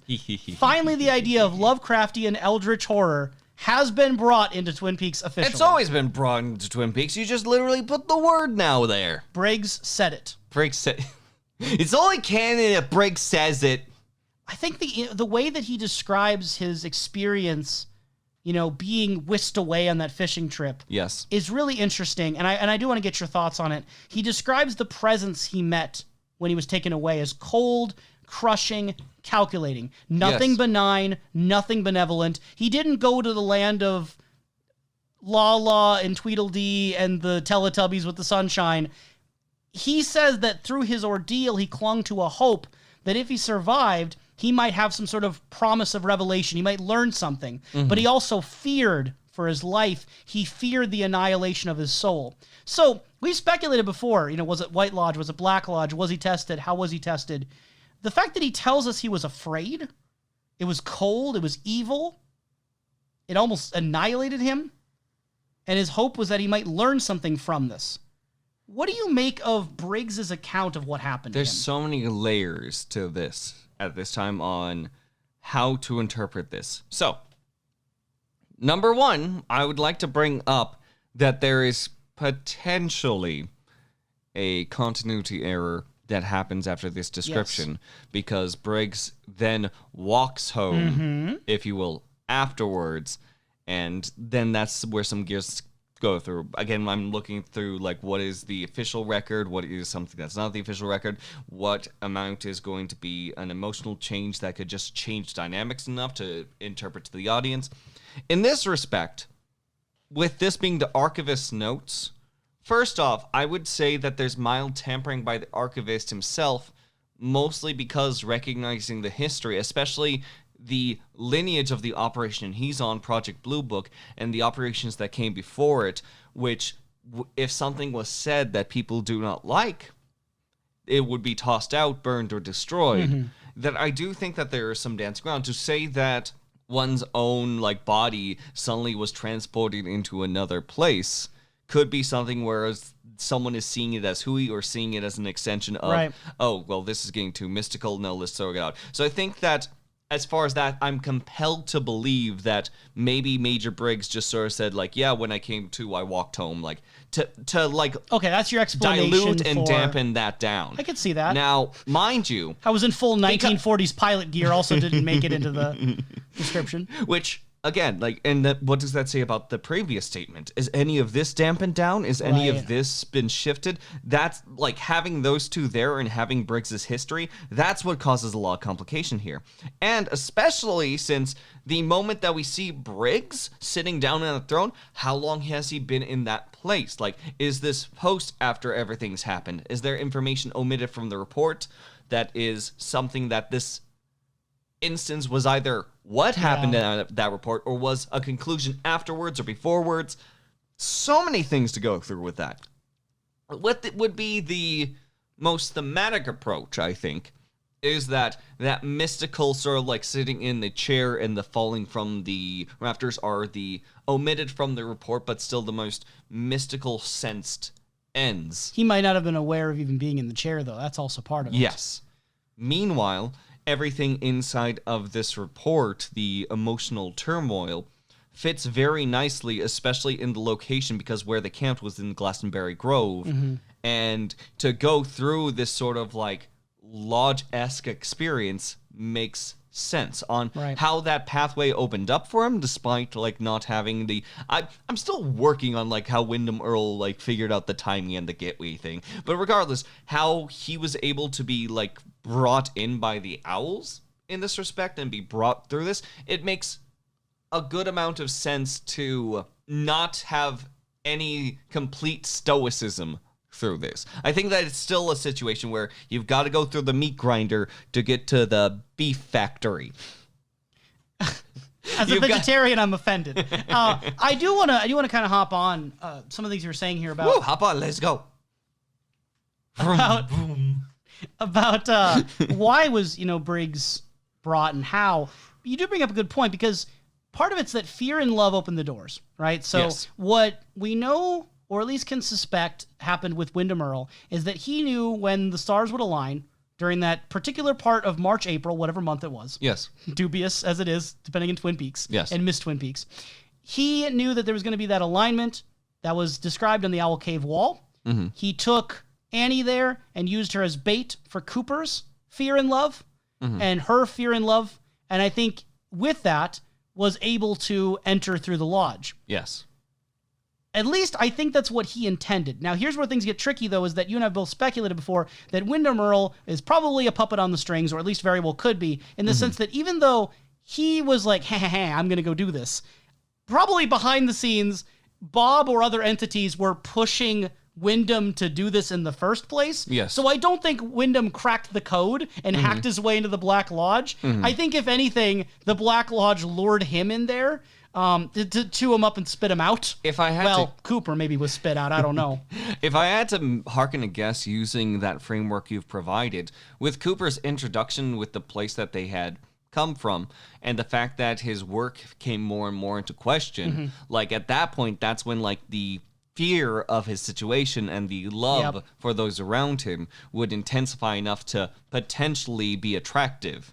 I think Cooper was the real target. I think Wyndham Earl was the bait. And it also raises questions about Annie, because was Annie under control or not? I don't know. I personally don't think so at this time, but I could see readings out there for Annie being also controlled in some way by the lodges, because she was instrumental for this all to lure Cooper in, and she came at just the right time to make that happen. Remember, it's fear and love that opened the door. Like, if Wyndham Earl led him into that place, there would only be, like, maybe fear. I don't think he has a love his for old Wyndham mentor, Earl. maybe a little residual, but I think that all died with Carolyn. Yeah, so using this like large catalyst was smart for Wyndham Earl. Which makes it so different than what happened with Briggs. Because Briggs was there with Dale Cooper, who might have had his own, again, potentially Cooper is a man that has fear and love. At that particular moment, was it especially strong? I don't think so. That's what I was bringing up. Forgive me if I misspoke into the name, but prior on, I do believe Briggs being present in Glastonbury Grove, the door opened for him with fear and love. Fear for the sake of, like, his government work and how So you think that's coming into more question. Yeah. That's what I was going to get to, is that I don't think it's Cooper, because Cooper and Briggs are the only ones there. Yes. I don't think Cooper's the one that opened the door, so to speak. If anyone did, it's probably Briggs, for reasons you're describing. Yes. There's also the other possibility that it's not even the same entry situation, that it wasn't his fear and love that opened the door, because we do have this figure that looms ominously on the hill, who seems to have, like, picked him up. I used the psychopomp term last time, but something kind of like that, where he might not have even opened the door. Someone else opened the door and grabbed him. Like, was it? It's more of an abduction. Like, it doesn't seem like it's a portal the same way it was for Wyndham and Cooper. And if we go through everyone else, I don't know how much love and fear, say, for example, Dougie Milford had when he was wandering the forest, when these three children were out into the forest. I think it's Dougie who says it, but it seems like there are certain points where the lodge spirits or the supernatural elements pick people, choose people to show them more. And whether it's to help them, hurt them, or somewhere in between is all speculation. But it seems like they just kind of grab people. It seems like those kids, the three kids, including Margaret Landerman and Carl Rod, it seems like Dougie, I would say Major Briggs, seem to have been, for some purpose, brought in rather than let themselves in. So I do think that there's a difference with Wyndham Earl and Cooper, in the sense of, I think they entered through a portal of their own, even though they were kind of being, breadcrumb trailed. Whereas I think that Major Briggs was abducted, quote unquote, the same way that the kids were, or that Dougie was. And I don't think, we never know for sure if Cooper or Annie came back with markings. That'd be the other question too, is do they have the triangle markings now? Because I don't think at the end of the last episode in season 2, I don't think we ever saw that. We never saw that in Fire Walk With Me, right? We didn't get a good close look at the markings, I suppose. Like, the only... Dale Cooper's suit doesn't really allow us easy access to those markings. No, we didn't. Like, I think that the only person that I recall seeing those markings on was Major Briggs. So that's the question of, if the Margaret Landerman, Carl Rod, Dougie, and Major Briggs all have those markings. Dougie, show me your body. I have to try to find triangles. So well, we do know he has them. So the only missing ones It's would be where. Cooper and Annie. Do Yeah. they have those? Do they not? Was their circumstance different? Curious. I do like the way that Major Briggs is kind of conceptualizing this too in his conversations, both kind of to himself, but then also to Dougie, that the spirits might be viewing humans as experiments the same way that humans would look at protozoa in tap water. And I think that that's an interesting comparison, because it's not like I look at things through the microscope and I'm like, ha ha ha, I am so much more powerful than you, molecules. That doesn't happen, but it's more of a thing that we mess with and test with and use neutrally. I think that there's an argument to be made it's like that, but then he also does, in the same breath, say that it could be a game between a good side and an evil side at play. So we get two kind of possibilities being put forward. One that's more of the classic good and evil, Black Lodge, White Lodge. Yeah. And then one that's more dispassionate and neutral. I think that as far as the idea that I have inside of my hand kind of blends those together in a respect, mostly because of Garmbosia, Garumbia Boba. One of those ways of saying Garmbosia, yeah. Garmbosia. Mainly because the act of exchanging this pain and suffering by receiving it and having it into a tangible, feedable form.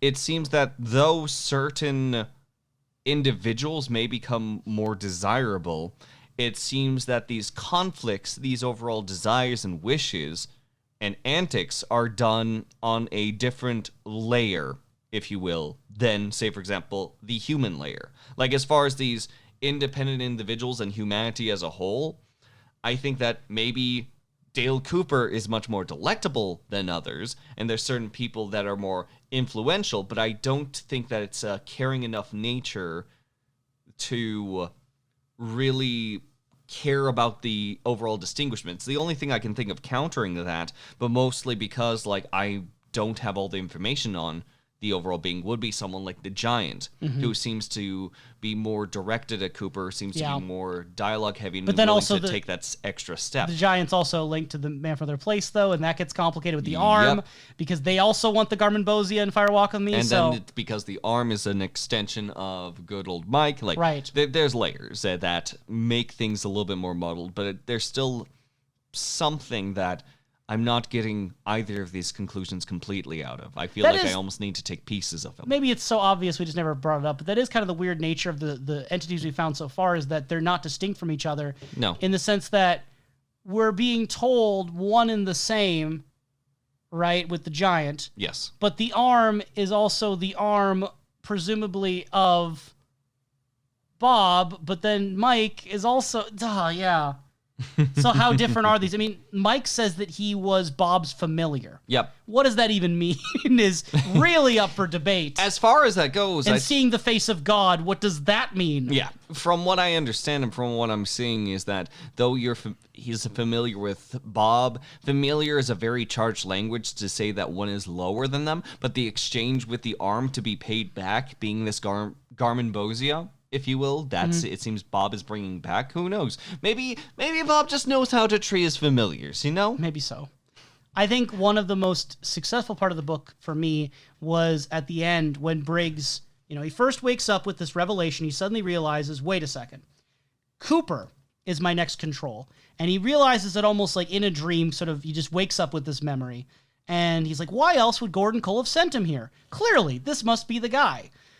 But then, as he goes to phone for Cooper, there's this whole worry that Cooper's gone in the woods. He's gone by Glastonbury Grove. Briggs is getting alarmed. He's about to prepare all his Mayday protocols. Then he finds out Cooper arrived. He's like, okay, well, I'm going to go visit with Cooper. I'm going to go see how things are going. And I really, really like the simple dread of his last messages, where Briggs says, something's wrong.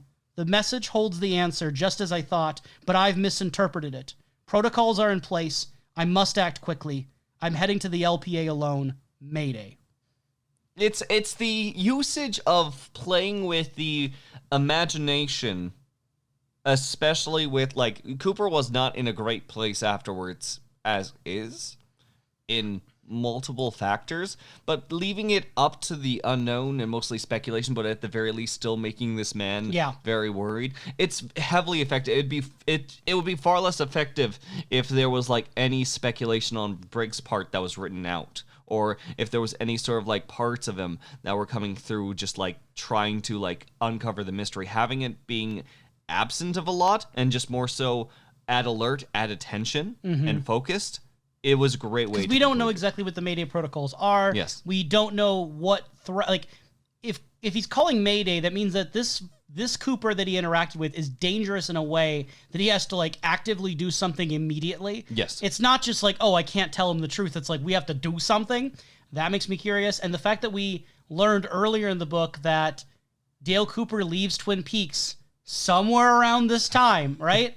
That he left town, and that's later when Truman found that storyline involving Josie. Yep. So whatever happened with Cooper, it's out. It's got unleashed. It's something that leans in very nicely to the potential horrors one can imagine afterwards, especially with the idea of like seeing some of the conclusions and things such as I think it was the missing pieces where we saw like an extension of that one scene with Cooper where like smash head against window. Yeah. No, I think that it's a different type of fearful response when it comes to fiction.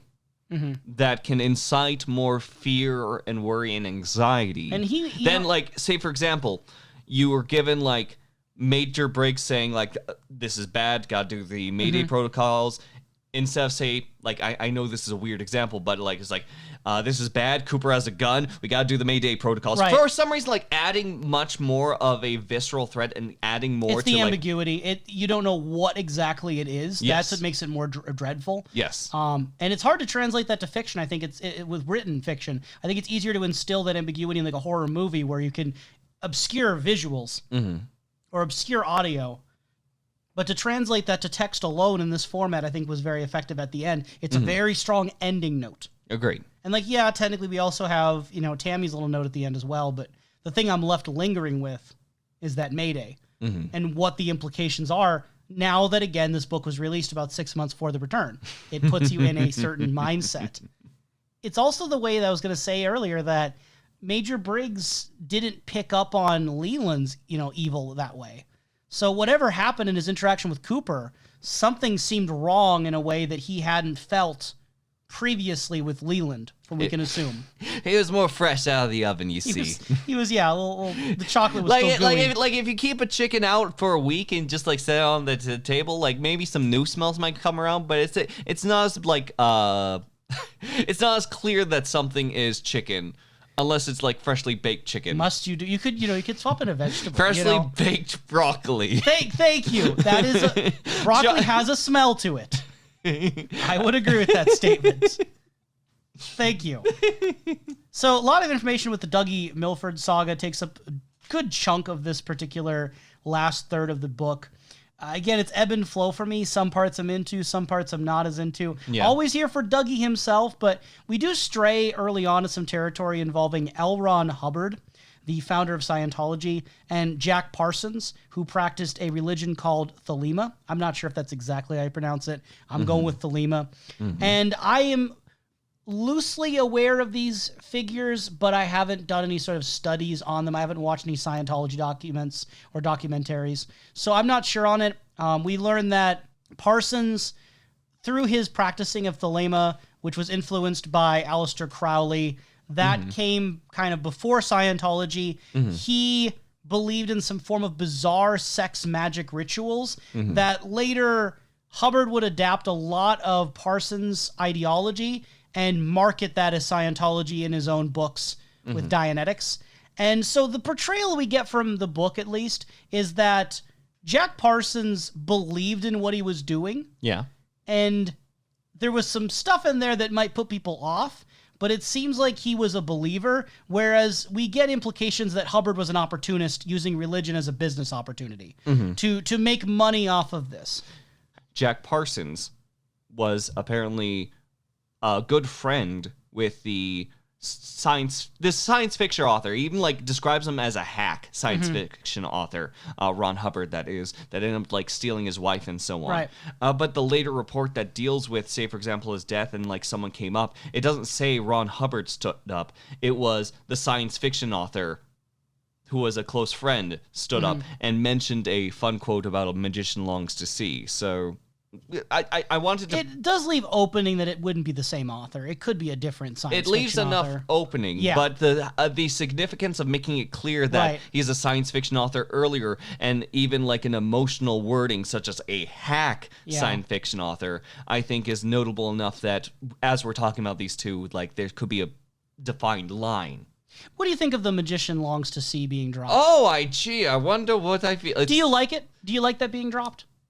I like it, but mostly in the respects that it pulls a string. It doesn't like pull the whole plate away. Like it's something in which like has enough that's vaguely there that you can start like playing with some of the ideas and then making comparisons, but it's not anything that feels like it's just sort of like beep, beep, beep, beep, or like look at me, or it's like enough information has been given in which like you lose the thrill of... I think the owls mystery. were overkilled.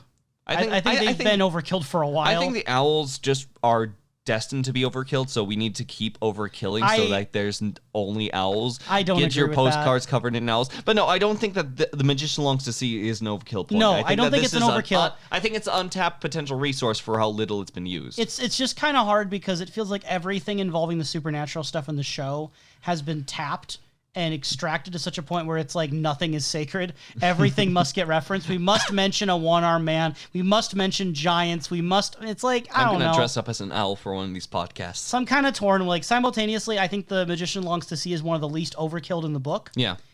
But it's also like it was one of the few things left over that they hadn't touched, and then they had to go touch it.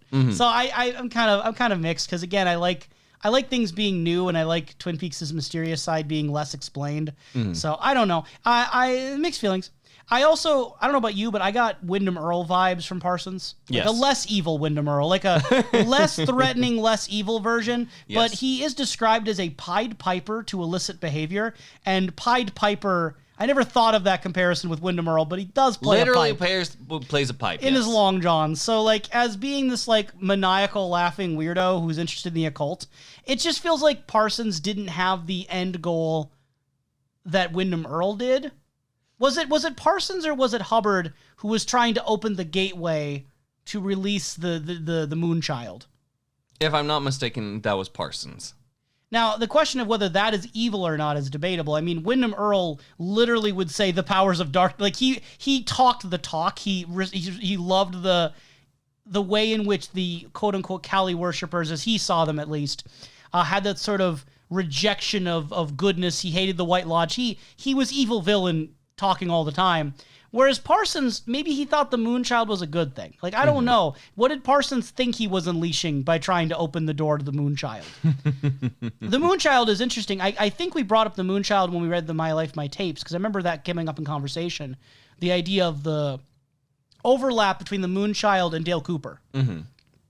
There's also, of course, though, readings you can make where the Moonchild's Laura Palmer.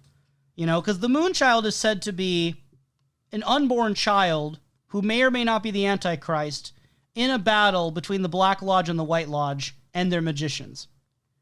So if we're taking this idea, who do you think is the Moonchild? Is it a person? Is it someone we know? Who is the unborn child that would be at the center of this fight between the White Lodge and the Black Lodge? I mean, it's really... Because there's like two people that it's... like, there's two people, but at the same time, is it something in which it's restricted to the one person? I'm wondering if, like, the idea towards the Moonchild is less singular prophecy and is more the combat of ideology that can have this opportunity, if you will. And I do think that depends on how literally you read the Bible, right? Exactly. It's a similar situation here.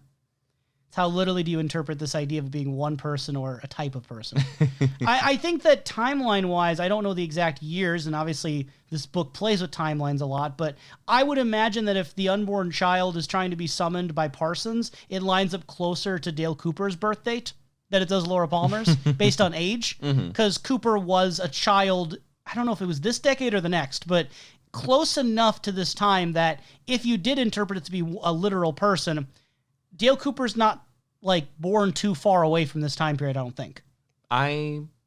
This would have been, like, late 60s, 70s? I'm trying... And then Cooper would have been in his 20s or 30s in the 80s, so I think, like, we're kind It's like 1989 when this, when the Twin Peaks takes place. But then we've also talked about the timelines being different. Because My Life, My Tapes has the different Palmer age. is confirmed at about 18 when she dies by this book standard. Which is not correct for the show. So, my point is, closer. Dale Cooper's closer. If there's anyone it was specifically meant to be. Maybe that's where the averages come out. Maybe Cooper is a little bit older in that respect, and they just sort of like average the ages between them. They are one whole entity. The mystery of Laura Palmer is the singular Moonchild entity. There are things that are on the nose, and there are things that are just the nose. And I think that this Moonchild thing, literally a battle between a White Lodge and a Black Lodge and their magicians, that is the nose. You cannot get any more direct than that. And we got your nose. I think, if anything, it's just Mark Frost acknowledging what was likely an inspiration for why these terms ever entered the show in the first place, is it probably was inspired by Crowley's writing, and it's just that now it's being directly acknowledged as being part of that. But instead of it being, oh, we read these books or heard these stories and that influenced the names of our show, now it's like in the Twin Peaks universe, those books exist. So it does do something with that. And again, that science fiction author friend, whether it's Hubbard or someone else, this idea that the magician stands between two worlds, he's in danger of not belonging to either one of them. And basically they say that no matter what happens, Jack Parsons had danced too close to the flames and it cost him his life. The implication from the book seems to be that the U.S. government had tried to kill him. That's what I'm assuming. I think that that's the pretty obvious assumption, is that rather than it being a pyrotechnic accident from a guy who did pyrotechnics for a living, We just ended it up probably dropping it, was a yeah. government situation based on the proximity between the incident and what Dougie had told the U.S. government. Mm-hmm. So it seems like Dougie reported, yeah, this guy's still pretty dangerous, and the government, blew him up. Is that your assumption? Like that's the takeaway? I would say that that's a very close potential assumption. I think it makes sense for the content of the book. I'm not 100% per se on it, but mostly because of the people who were trying to cover up the problems he had. And maybe there was a motivation behind that for the sake of his overall ideology and his beliefs being more so dealing with demonology and so on. He also, if he is like a Wyndham Earl also got too close to a fire named Bob, and Bob shot the fire out of his head. Yep. So it is possible that he did just get too close to the Black Lodge elements, and he got burned that way. Mm-hmm. So it is any number of possibilities that could possibly be fluctuating in and out here. Possibly. We also do get, with Hubbard and Parsons, this consistent references to the Greys and the Nordic ones, that the Greys are your stereotypical alien that has the big black eyes, small gray skin, kind of, thin, the alien. I'm aware of the alien, And correct. then the Nordic ones being very closely aligned with what we imagine the giants to be. Yes. We never see in the original Twin Peaks anything necessarily resembling the Greys, but we do obviously see something close to the Nordic type. No, I'd say, again, with the Greys, as an example being... Where's Judy, the monkey blank face that is obscured by darkness in a and kind of parallels potentially what we're going to likely be covering as we're describing these gray entities that are located in this book. Richard Nixon, who had invited along Dougie, as well as someone he played golf with, an obscured name inside the documents, but later revealed to be an actor that was very prolific at the time. Do you have the name? Richard Gere. Thank you. With Richard Gere, it was then Richard Nixon said that as far as secrets are concerned... A tale of two dicks. A tale of two dicks, indeed. But Nixon ended up saying that as far as he was letting these people in on and these discussions that we're having, that... secrets tend to have a certain value. They have something in which, like, when you're holding on to it, the more that other people know about, the less power you have on it. But at the same time, if you don't ever cash in on it, then it's practically worthless as well. Who killed Laura Palmer?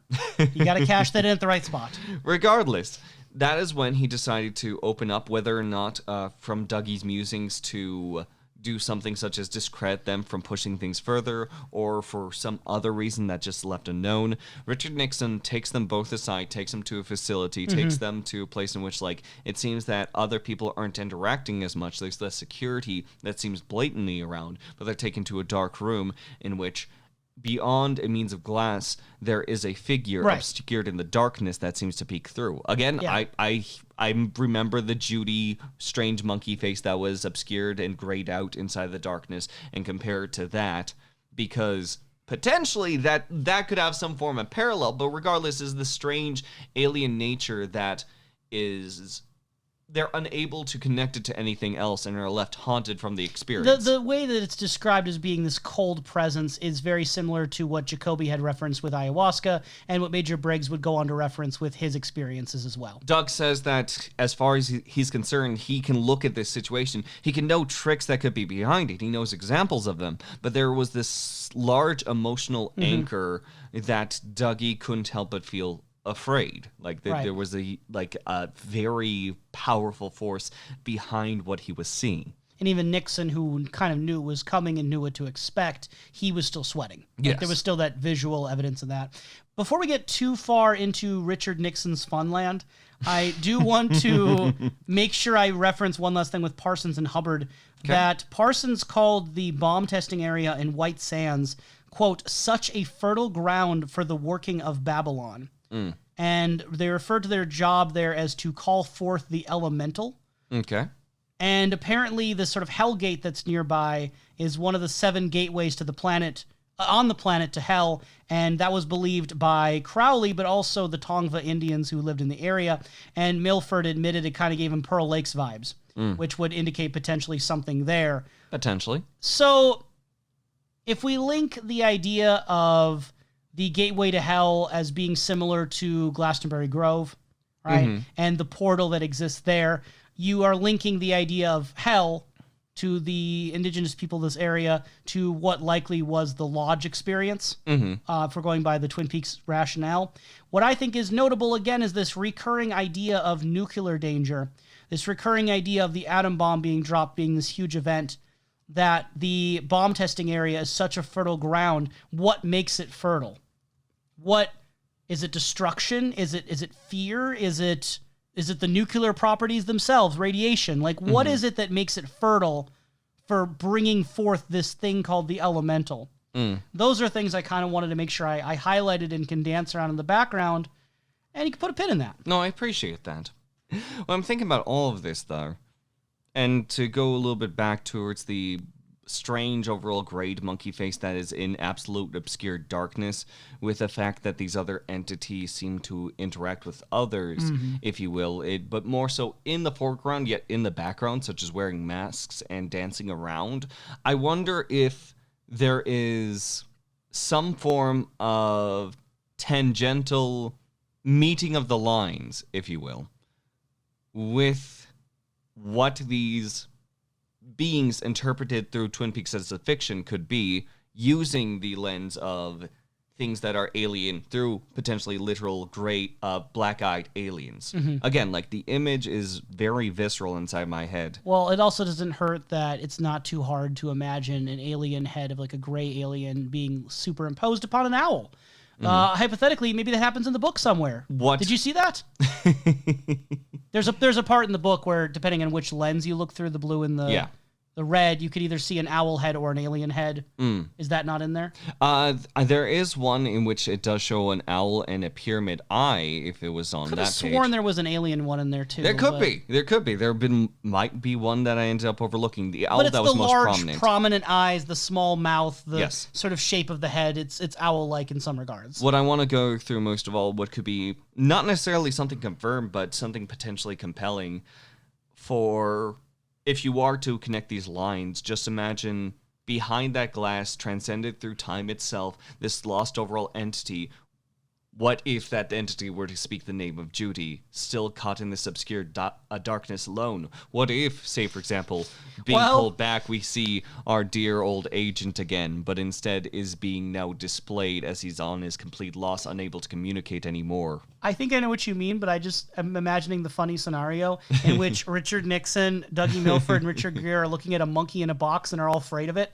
But I'm assuming you mean it's not literally a monkey, it's transmuting its form as it's going through these different realms. Through the obscured darkness and the 'Cause strange darkened eyes. I'm not Yes. as compelled. Right. I'm not as compelled by the comparison you're drawing, in the sense that I don't think the monkey looked like an alien. So I think this is a leap. Looks alien, but more so I'm taking the looks colored monkey. hued that's obscured by darkness, because unfortunately, color comes from the absence of light. Color comes from the presence of light. You take the absence of that, anything looks gray. The darkened eyes can be something in which is just something that's not completely detailed or dependent on the form. I do think they used a literal monkey inside of... I think it was a monkey. Yes. I think it was... In the sense that I don't think we're meant to look at the monkey and assume, oh, yes, it's an alien. Like, I think it's a monkey, and I guess in my interpretation, maybe it's the idea of the primal animal part of a human, that the closest thing to a human that's an animal is a monkey. So it represents maybe the animal side of a person, Very or well. the sense of a scared animal inside that can happen when you're truly afraid. It goes beyond reason. It goes to your instincts. That's maybe what I would go. But I think it's using monkey as a metaphor because monkeys are like people, and being a scared little monkey is a specific thing. I don't think it's because, oh, the eyes are blackened and it looks like a big alien. I don't know. I'm just using more so the staging more than anything that's been described inside of this, to see that I've seen parallels inside Twin Peaks before, that it's almost a little bit compelling to me. But at the same time, I also enjoy the example you brought up, Richard Nixon being afraid of a monkey. Like, they all behind a bring it glass. in, and Dougie's terrified, existentially. Richard Nixon's sweating, and Greer is looking around like, this They is a didn't know monkey, what emotion right? it was at first, Yeah. but no one turned the lights on for them to realize it was guilt that was inside them, because they just have a monkey in the middle of nowhere that they're staring at. Wow. Really makes you think. President Nixon, President Nixon, baby. Super interesting. Like I mentioned at the beginning, I hardly ever heard anything positive about Richard Nixon in my life. Have you, Professor? I think that people thought Nixon in Futurama was funny. Cool. So, I don't know. Were you surprised by how Nixon's portrayed in this book? No. Okay, go on. Where have you encountered Nixon before that reminds you of this? Only in light passing, similar to you, in which like the largest contribution with Nixon was the sense of Watergate, was the sense of conspiracy, was the sense of not exactly being the best guy. But on the same token, I'm looking at the tone of this overall book, and I also understand that even though I may not agree with a lot of people, people are more complicated than what history ends up telling us. So I wasn't too surprised. I was just more so following along with this individual that I hardly have any knowledge on. That's fair.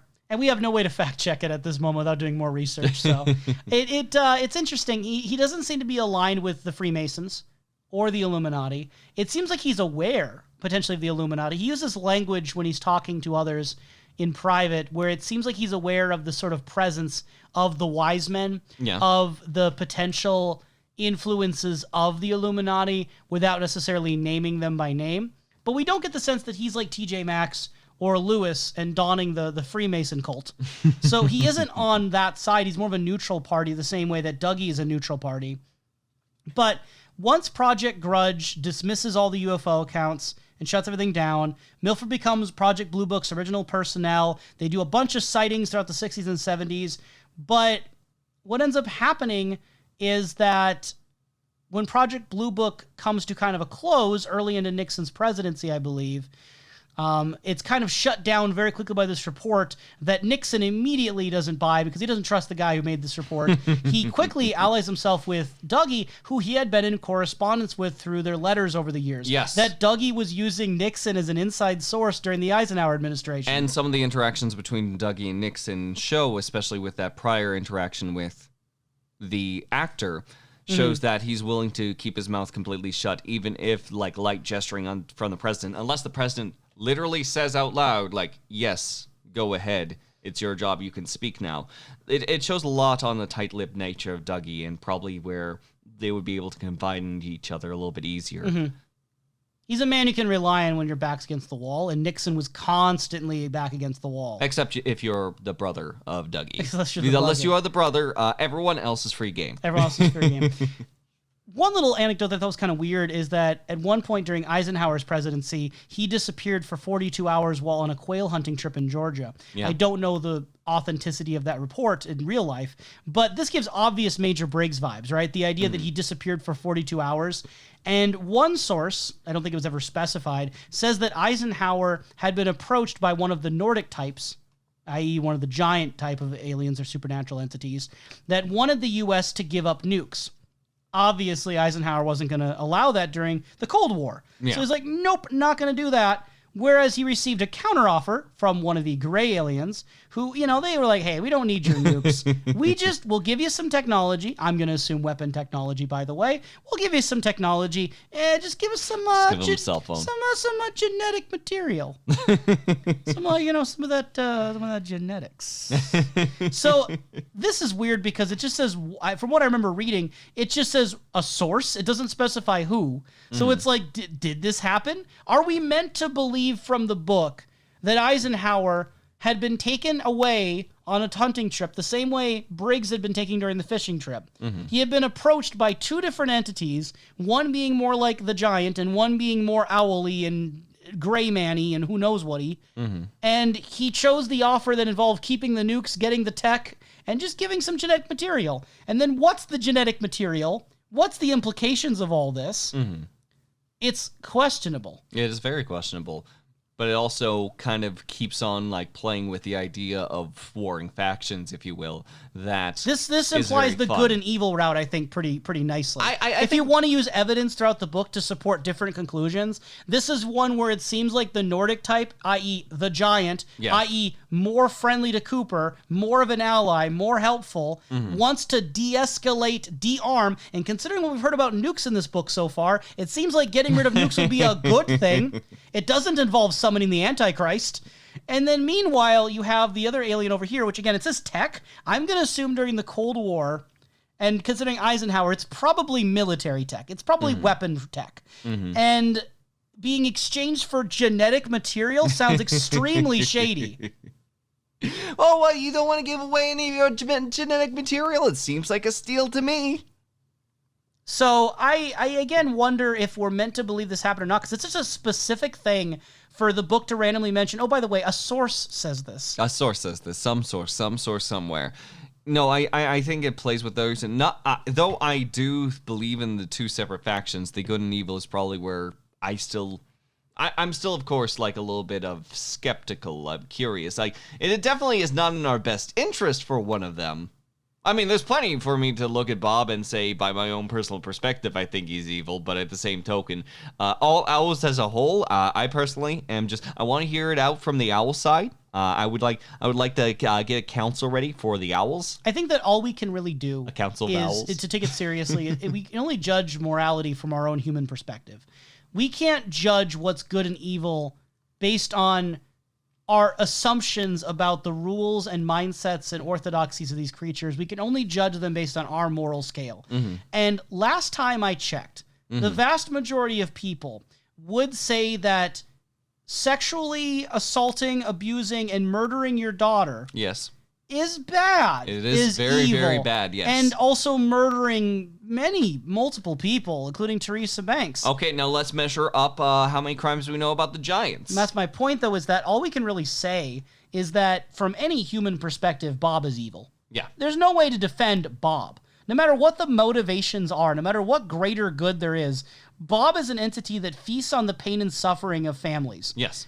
There's no redeeming that. I'm sorry. He could have single-handedly saved all of Australia from a meteor, and I'd still say he's evil. Like, he's just an evil guy who saved Australia from a meteor.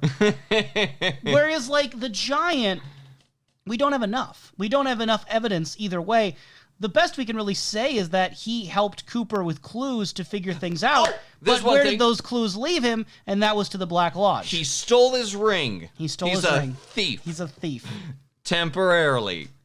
Because he gives it back. Borrowed it, yeah. He borrowed his ring without permission. Tisk, tisk, tisk. So I do think it's very curious. Nixon, throughout this whole thing, is just interesting to me because he is portrayed as kind of a good guy.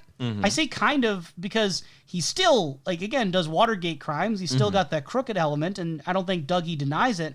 But even after, he is ejected, he leaves the White House, he resigns, Dougie still does support him in the newspaper. He still does say that Nixon is being, unfairly judged here by the nation. The loyalty remains, and likely from his line of work, suspicion also remains. So, but in terms of Nixon's impact on the book, the main thing is that he is one of the main facilitators that keeps the investigation into the UFOs going, because he is well aware that it is still happening within this sort of new Majestic 12 scenario. The CIA and the powers that be that are not beholden to the president are already doing these things and investigating these. There needs to be some form of accountability, and currently there is none.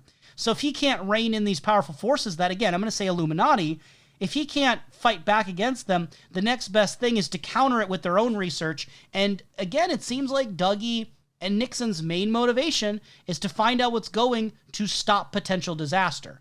It doesn't seem like Nixon, from anything we get in the book, is doing this for ulterior motives. It seems like he's genuinely thinking this is the greatest threat, even beyond the nukes, even beyond Russia and the communists. This is the thing to be worried about. And nobody's listening, nobody's taking it seriously, and you can't trust anyone. And so he handpicks Gordon Cole, right? Yeah, he does, doesn't he? It's so funny that he handpicks Gordon Cole. It's so funny that this guy, in which, like, a lot of bad stuff seems to be centered around, maybe because of his involvement, such as Gordon Cole. Gordon Cole has been chosen for this. It's so funny with all the people that Gordon Cole sort of, like, flings at certain situations, and the curiosity of the Blue Rose case. Gordon Cole, you're a very funny person with your funny little electricity that you put inside of your ears. You're a funny guy. Funny guy. It's very humorous. I do agree, Kalil. It's funny. So I guess the question comes from this stance of Gordon Cole is vouched for by Richard Nixon. Yep. And Dougie Milford. Two individuals with bad reputations, Yep. known for subterfuge, lying, deceit, general crookedry. Mm-hmm. But in But- terms of this book, are unambiguously forces for pursuing truth and being wary of disaster from unseen forces that send Major Briggs, who seems to be one of the most reliable people we've met in Twin Peaks, Mm-hmm. to investigate these things to ward off potential danger. Mm-hmm. Does the endorsement of Richard Nixon and Dougie Milford help or hurt your worries about Gordon Cole? Hurts. Very much hurts. So you're more suspicious of him because of those two? Yes, I think that the more that I see him sticking his thumbs into pies, the more I get concerned. Because at the end of the day, Gordon Cole seems to be at this weird epicenter. And like I mentioned before, one of the themes that I find inside Twin Peaks, human error, intentional or not, seems to be a driving factor. I don't know if Gordon Cole even realizes what necessarily is going on with him, but at the very least, I do know that his connection to electricity, the fact that one of the magician's boys looks a lot like him, doesn't it? The little child, the Traymon boy. Gordon Cole is so much tied into all the goings on that there's no way for me not to see him on the radar. And the fact that he is very well tied with a government body makes him all the more suspicious. So, real talk. I mean, we have no proof either way. I just want your opinion, Yes. your feelings. Yes. Do you think Gordon Cole sent Dale Cooper to Twin Peaks for quote-unquote bad motives, in the sense that, did he send Dale Cooper there in a way that's going to cause darkness? I think that, well, it really depends on what you mean by darkness. Like, Because Major Briggs basically reasoned after his revelation in his sleep Yes. that the reason Gordon Cole sent Dale Cooper must be to be my successor, must be to work with me on this. Why else would Gordon Cole have sent him? Turns out it's almost the exact opposite with the Mayday signal. My question is, did Gordon Cole know or have reason to believe something like the Mayday situation could occur? I genuinely think that, if anything, this may be an operation very similar to a Blue Rose-based operation. Like, is it so hard to believe that if Chet Desmond, who was literally at the layer above, like what happened to this operation, was sent out on a Blue Rose case, who's to say that the subsequent one wasn't on a similar Are operation? these suicide missions? These are what I imagine. They're soul annihilation They're missions. soul annihilation missions. I do think that the inherent risk found behind it, as well as trying to keep your mouth shut about them especially, shows that either Gordon Cole is somewhat aware of the potential risks, or is unaware with something influencing him with, say, for example, his weird hard of hearingness. So if you were to imagine like a spectrum, with two polarities, on the left we say Black Lodge, evil, dark, Illuminati, all these terms that kind of end up overlapping each other.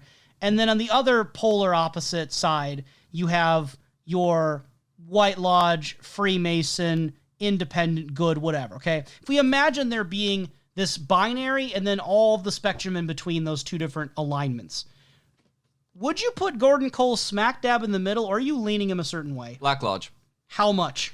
Very much so. I don't see him on the line, but mostly because I don't see many of the White Lodge associations. Like, even if we use the information that we find from here, where someone could be interpreted as a giant, someone who is of the natural world or anything like that, Gordon Cole seems to be part of the more industrial world in the respects that he works inside of an office building at all times. He has earpods in at all times.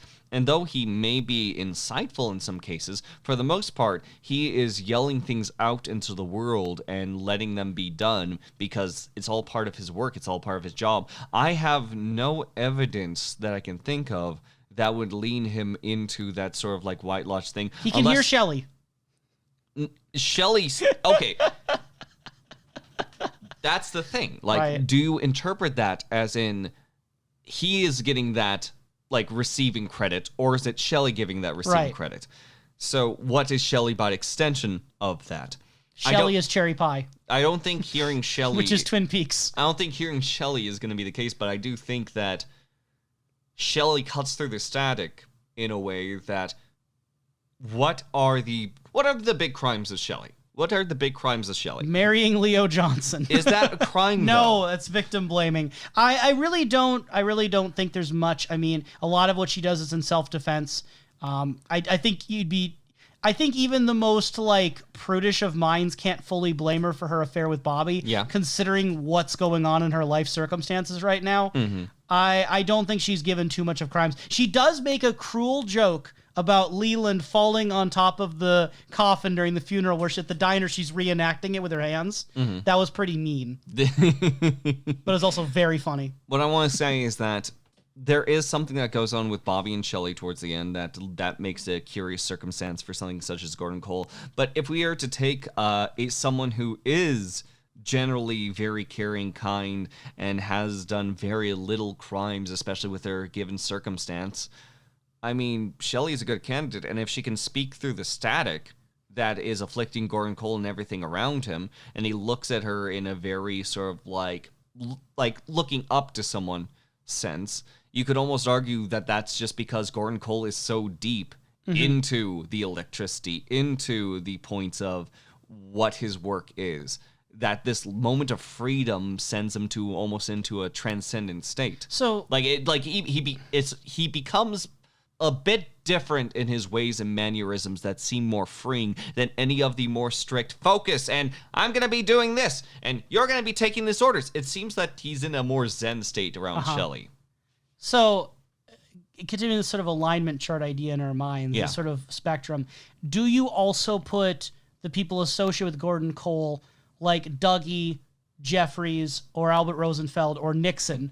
I'm saving Cooper because Cooper's a whole different thing. Yeah. But like the other people that are Golden Coral, so where do you put them? Like right now, just in your heart. Everything goes through the Black Lodge in my mind in order to make it through the White Lodge. Like, as far as these individuals of, like, every single person in one way or fashion is associated with the Black Lodge, because it is something that tries your soul. It is something that ends up sort of like putting you to a test if everything is honest in that respect. In order to balance, they have to have a foot in the door on the other side. Like, not completely through, but still a foot in a door. Mm-hmm. Now, from the insights and the openness that Dougie gives forward, that could be a potential factor.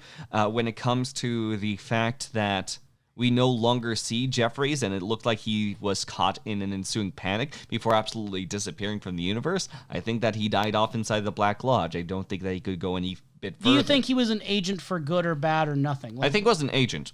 I think that his line of work led him into circumstances that had him focus on the job, but I haven't seen anything other than the small emotional attachment to one woman of Judy. Because the readings I'm getting from you is it seems like you view Gordon Cole as potentially more on the evil, dark side of things. Intentionally or unintentionally. Yeah, yes. he might be being used because he's tapped into that frequency, but whatever the situation might be, you view him in that way, but I don't think you seem to view the other people that he works with or hires, because it seems like he's sending people like Albert or Sam Stanley or Chet Desmond. I think it's because Gordon Cole takes the most action. When it comes down to Nixon, sure, he's saying to speak to Gordon Cole, but it's not like the affirmative action of, like, speak to Gordon Cole and do this, or go to this place and you will find Gordon Cole. No, it's instead taking the more freeing action of go do this. And yes, like, Gordon Cole has a place to run. It makes sense that he is giving those directions, but it doesn't stop that he is the guy pointing fingers saying do the thing. Speaking of fingers, Richard Nixon also has the green jade ring. What do you make of that? Dougie describes him worrying the ring on his finger, and it's, heavy implications. It's the ring. Yeah. And it's the same ring that Parsons also had. Typically speaking, this ring is associated with evil, but it doesn't mean the person wearing it's evil, in the sense that we had Lewis earlier with that ring, right? And he wasn't necessarily evil, but it seems like omens. Like, bad things happen to you when you wear that ring. What do you make of the fact that Nixon had that ring?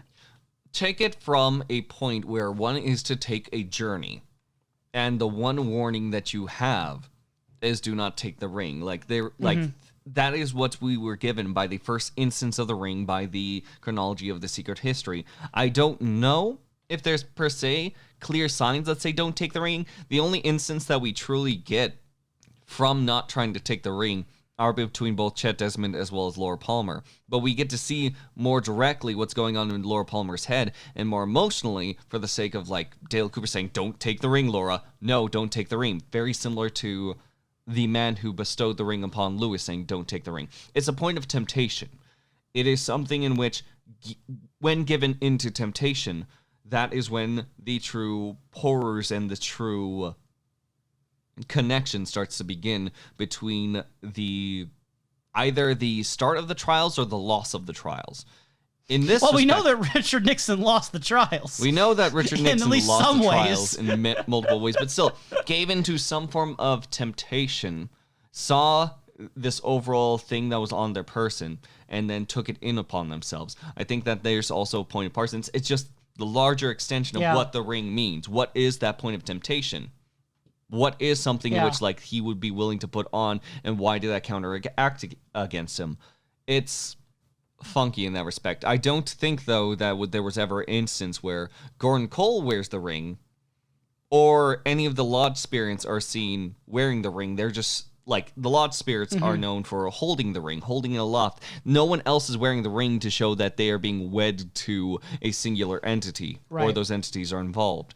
It's a very human thing to have, and maybe that's also where I take Gordon Cole, and I'm more easily able to put him into this assignment, mostly because I don't see him as human. I see that he has skin. I see he interacts with other people. But if you ever find out that you're wrong about Gordon Cole, are you going to regret saying he's a skinwalker? Like, are you going to... I don't, again, intentionally or unintentionally. Like, if he becomes a really nice, good person in The Return or The Final Dossier, are you going to be... And then he's going to do amazing things with that. Fantastic. What Gordon Cole comes off to me as is an acting force in the background, very similar to the Lodge spirits, but more tangential. He is living. He likely has a history. And how much of that is the influence around him, I don't know. You mean more tangible, right? Is that what you're saying? Tangible, yes. Yes. Huh, okay, that's interesting. I can't comment too much on a lot of these things, but I find your thought process to be really interesting. And I know that between this episode and the last one was like 4 hours, we're doing a lot of really good tangents. I think they're very fun. And listener, we appreciate you sticking around and being part of these conversations. And if you ever have any contributing thoughts that you want to either run by the professor and get his opinions on, or you want to just kind of chime with your own 2 cents, you can always reach us by emailing us at snakeeyedreams@gmail.com. Tweet at us at snakeeyedreams1. That's the numeral 1 as in one ring seals your fate. Yeah, no, and just to know, Kalil looks through these to sift through them because, for of course, spoilers. Spoilers! And again, it does help us in the algorithm, but I also will plug the YouTube because that's a place we can see your comments, and other people can too if you have something you want to share. Because I do think that a lot of the things you're saying are very interesting for the exact moment you're in, because you have not gone through the return yet. Nope. So you are at this very interesting intersection. You're a little pure baby mind right now. I'm you a don't pure know, little baby. You don't know the secrets. I'm a you little only know baby man. some of the mysteries. Fascinating stuff as always, Professor. A little anecdote here that during the saga of Dougie, he gets involved with Major Briggs. A lot of that we've already talked about. But it is funny to me when Briggs first moves to Twin Peaks. It's under the the guise of him working on these other things. But he's going to be supposedly just upgrading the runways at the Ungwin Field. So nice to see Ungwin Field come back. That sounds familiar. I like Ungwin Field coming back. Ungwin Field Observatory. I do like that coming back. And this obviously is a cover-up for Listening Post Alpha, or LPA. I just found it funny, Carl Rod's letter, that he's asking the mayor to investigate. Which, by the way, that's it. That's the thing not available on Audible.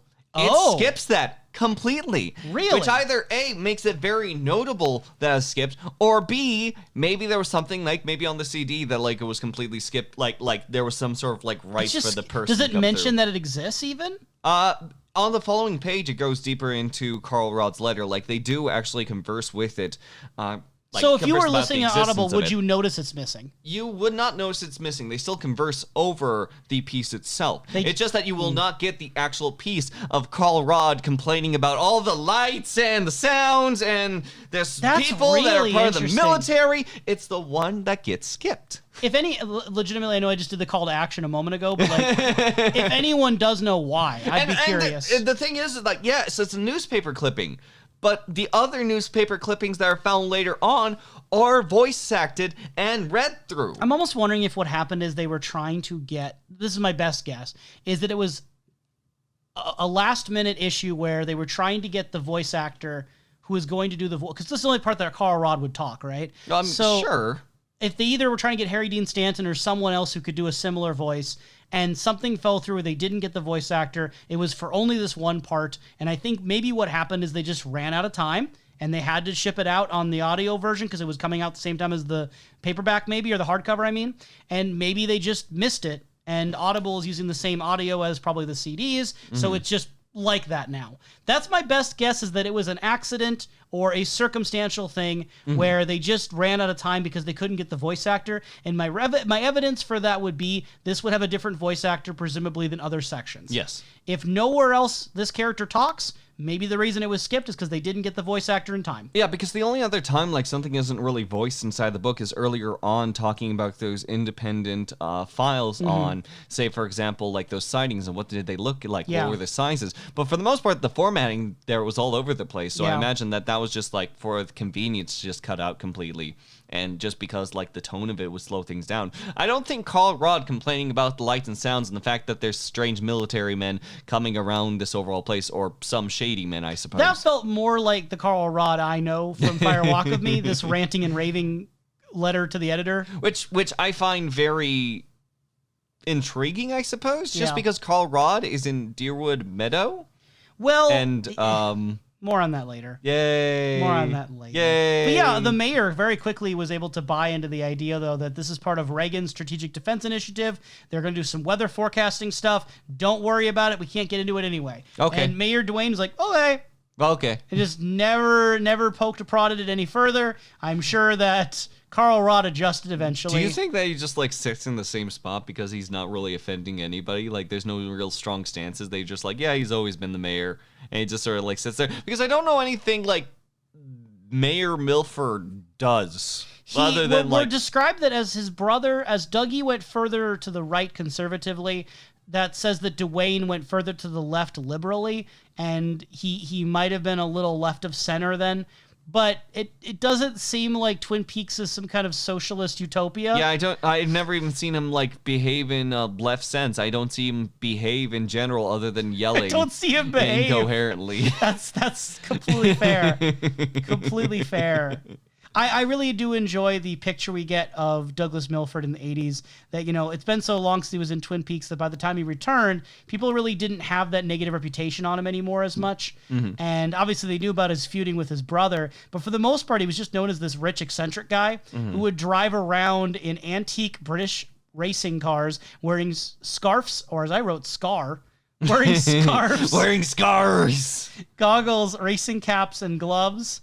And he just shows up in his old antique cars and his little getup, and he's just honk, just That's driving around. adorable. It's adorable, and he's just the newspaper editor.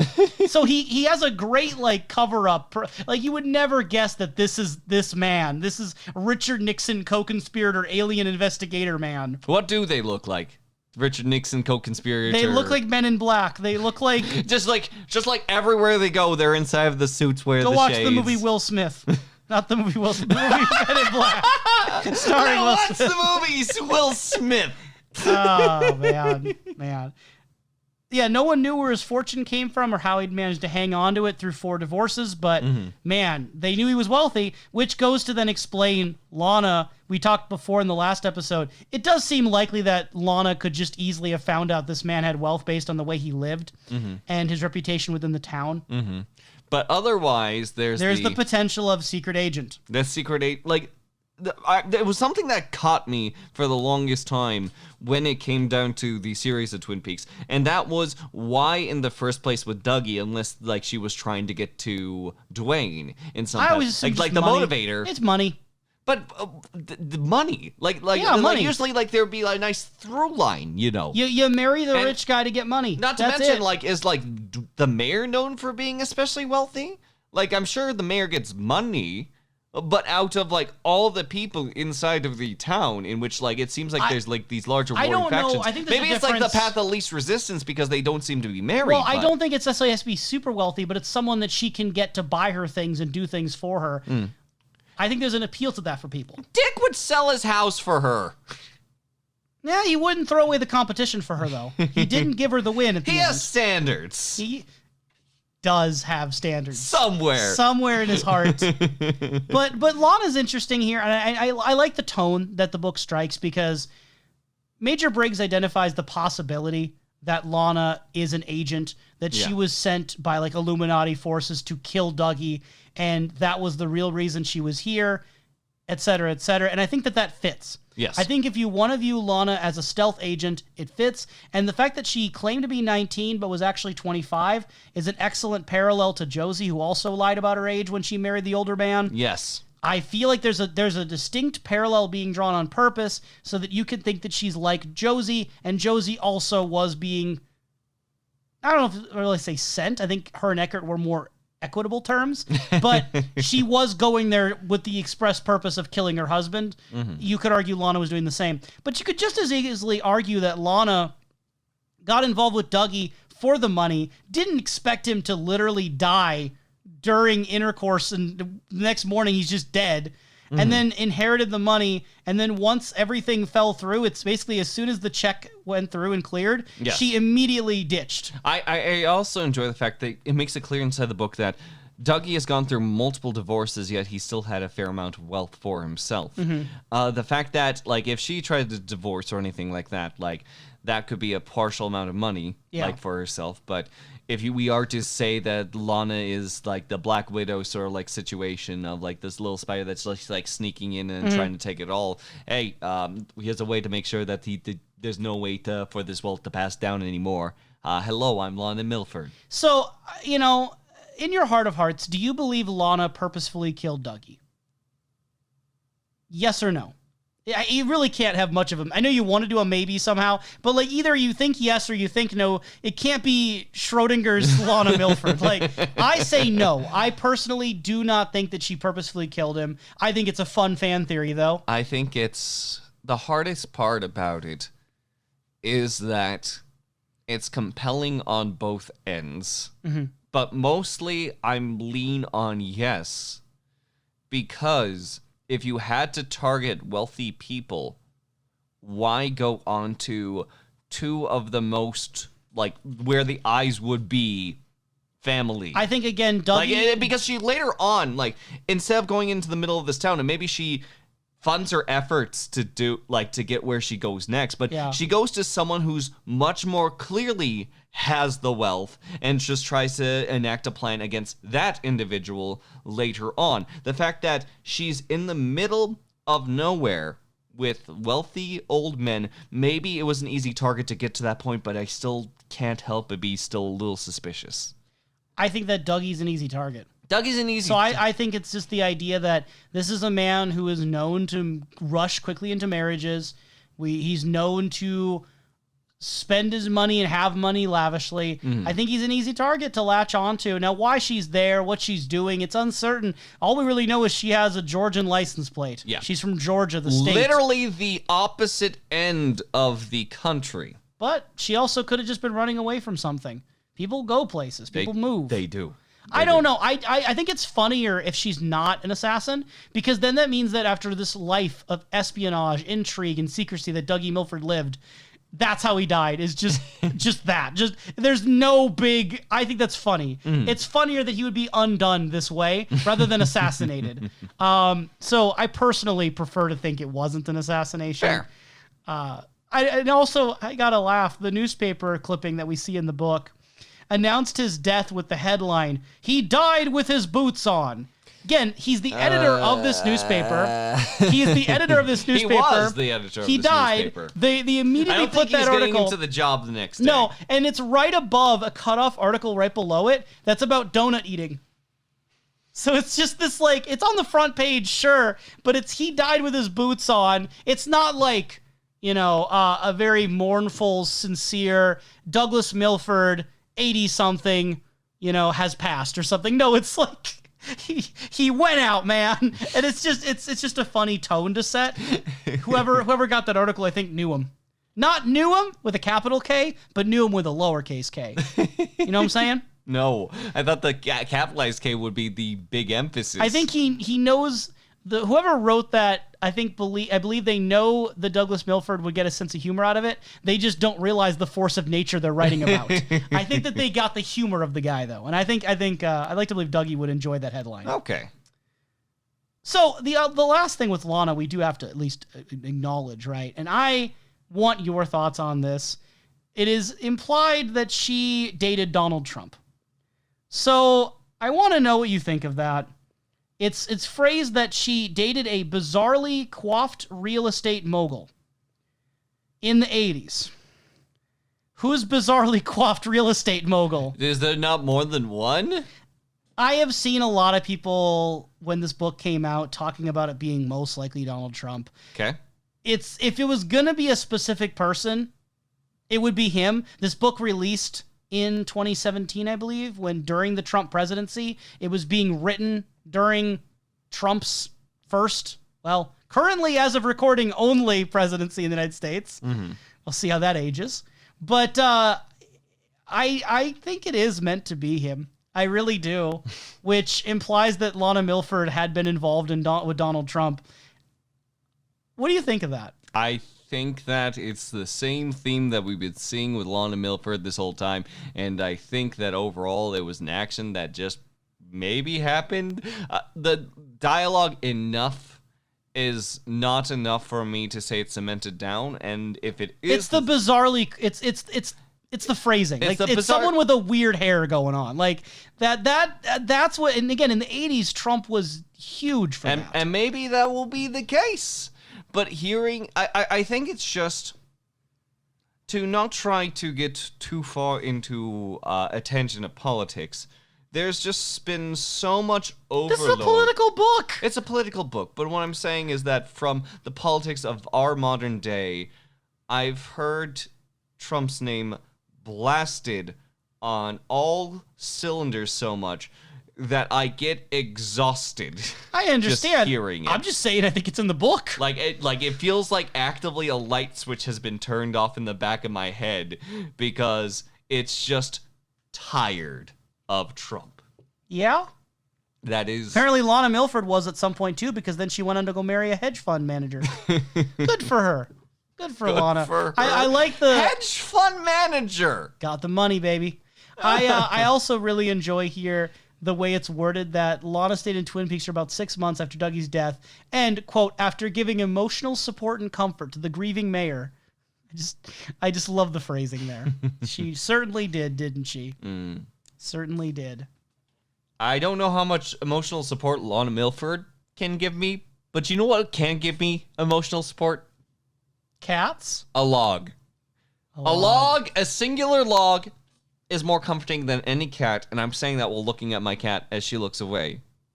A log wouldn't look away from me, Kalil. Robert Jacoby praises Margaret Lanterman in his editorial. As a reminder, because we haven't spoken about him in a while, and Jacoby is such a charged name, Robert Jacoby is the brother of the Dr. Jacoby that we know. Yep. The one who works on the papers. Yep. Editorial. Yep. Editor. Yeah. And his goal, as he says, is to set the record straight about Margaret Lanterman, as people commonly know her as the Log Lady. He feels that people jeer, they make comments, they make assumptions, and a lot of people are too young in their generation to really know her before the log, to know what she was like as a person before she started carrying the log around and stories started to become rumors and started to become disgusting. The log lady is sometimes disgusting. She literally puts his pitch in the middle of my diner. He didn't mention that in there. He just said she shows up at the diner. He didn't mention what she does. Regardless, it seems like this piece is starting to show like common perceptions as opposed towards who the log lady truly was. I think it's a really interesting situation where the log lady probably started for the most part as a joke in the pilot episode. Like, she's not in the show that much, and when she is, it's mostly the oddity of like Who's the lady with the log? We call her the log lady. And that's about it. She's not really a deep character. I would believe that I'm not saying like the log lady that we know of her now would be that same character, but I'm also looking through like the some of the past David Lynch catalog pre-Twin Peaks, and I'm thinking to myself, like, if you had to give a few like maybe like strange quotes and strange overall words to one entity, the person who happens to wander around, only known as the log lady, might be a potential avenue. I'm saying that maybe it wasn't completely out of the question. No, I just think it's interesting what she morphed into because, for the most part, she's treated as kind of like a gag in early Twin Peaks material. Yes. Most of the depth we get out of her is through the intros that were added after the show had been finished. And we know from when we were doing our research with Eraserhead that this whole entire idea originated back in the 70s with David Lynch having this idea for the show with Catherine Coulson. And it's just the idea that this one-off show idea from the 70s with Catherine Coulson would manage to mutate into this one-off character gag in the show for a pilot that they didn't even know was going to get brought up as a show. And then for that to become such a hit that the log lady become iconic, for the log lady to then start in Fire Walk with Me and in The Secret Diary, taking on even more of a spiritual presence, so that when you get to this book 25 years later, there's like this love letter to her. I mean, not that Robert Jacoby's literally in love with her per se, but it's more of like this sort of praising of her personality, her character, a celebration of her. Yes. And it's, again, I think this book at times tries to go back to some of the things that were a bit cruder in the original show. And so instead of making the log lady this joke, it's like, nah, man, she's like the best. She's like the best, from someone who deeply respects her at the end of his life, like recognition of the end. As at the end of the column, Robert Jacoby says that he is dying, and he says that it's true that in life, as time goes on, it's like water slipping through our hands. And he writes this as sort of a way it feels to finalize and end his career as a newspaper editor, but also it's kind of his legacy and like one last thing he wants to do. He does admit that he regrets not having wrote this earlier, but it seems like it was really important that this be his final thing to write. what a final thing to write too. And I can't remember, did Dougie die by the time that this was released or not? I don't know if the timeline's clear on that. Yeah. We know that Robert Jacoby died 3 weeks later after this editorial was published, and Margaret speaks at that funeral, but I don't know beyond how that fits into the timeline. I'm assuming, since we didn't really see Robert, and he was just hanging out in the background, maybe possibly with Truman's brother, maybe that might be the case. But I'm just going to go forward and assume that there's still a respectable through line through someone such as Dougie, that if you are on that sort of good, trusting inner circle of his, this is more than permissible, especially since it seems the tone around the office is hells yeah, you died, but you died to have sex. Yeah. Dougie. I like the quote that Robert Jacoby says that storytellers don't run out of stories, they just run out of time.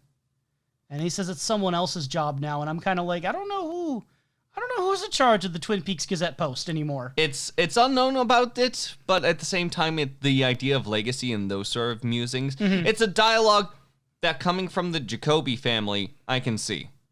What did you think of Margaret's speech at the funeral? She continues to be someone that it's very fitting for the family that she's speaking over, if you will. There's a good reason why she can come forward and bring something that I feel would resonate with the family and friends of Robert Jacoby, judging from the way that Robert overall writes in general. But most of all, she still comes off, even though there is something hopeful underneath some of the given words, there still is the recognition of just general dread to come into people's lives, speaking of these dark times, that I would not traditionally bring the log lady to parties, This is not a party, it's a funeral. I know it is a funeral. And I think that her message is way more hopeful than it is despairing. She says that, this is now, it'll never be again. There's change, but nothing is lost. There's a sort of temporality, but you have to live in the moment. She says dark times will come as night follows day, but trust and do not tremble in the face of the unknown. It will not remain unknown to you for long. Robert knows this now, and we all will in the sweet by and by. What I'm trying to say, though, as a little bit of humor for myself, is that the person who wants to party is the one who wrote for the death and call off to Dougie Milford, more than it is the more solemn nature from the Log Lady. She is someone that is giving off a sense of hope, but at the same time, it's further down the path than at this very moment. And I think that makes Margaret far more realistic and also someone I'm somewhat cautious on. What do you mean by further down the path? Is that what you said? What do you Yes, mean by further that? down the path, as if like recognizing that this moment is the dark, but there is a light at the end of this tunnel. Mm-hmm. And you don't like that?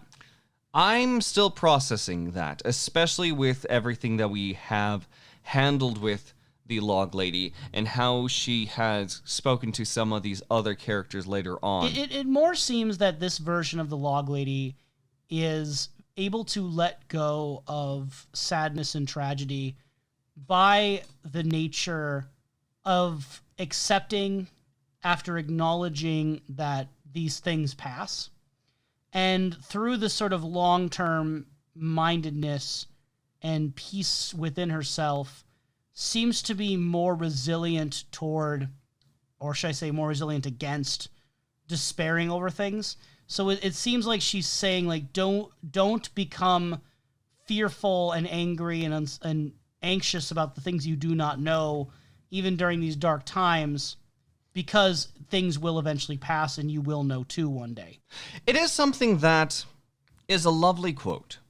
It's something that's absolutely lovely and endearing, and something to be said at a funeral would be, I think, very kind. The one point in which I don't feel as much hopefulness is mostly because we are talking about specifically the Log Lady, the woman who ends up still giving off these very vague omens to people. The idea of, say, for example, not holding on to things, but she literally holds on to a piece of her husband every day and holds on to the overall woods as more of a defender, but more kind of in the lookout sense to the environment around her. It almost seems like the log is her cross.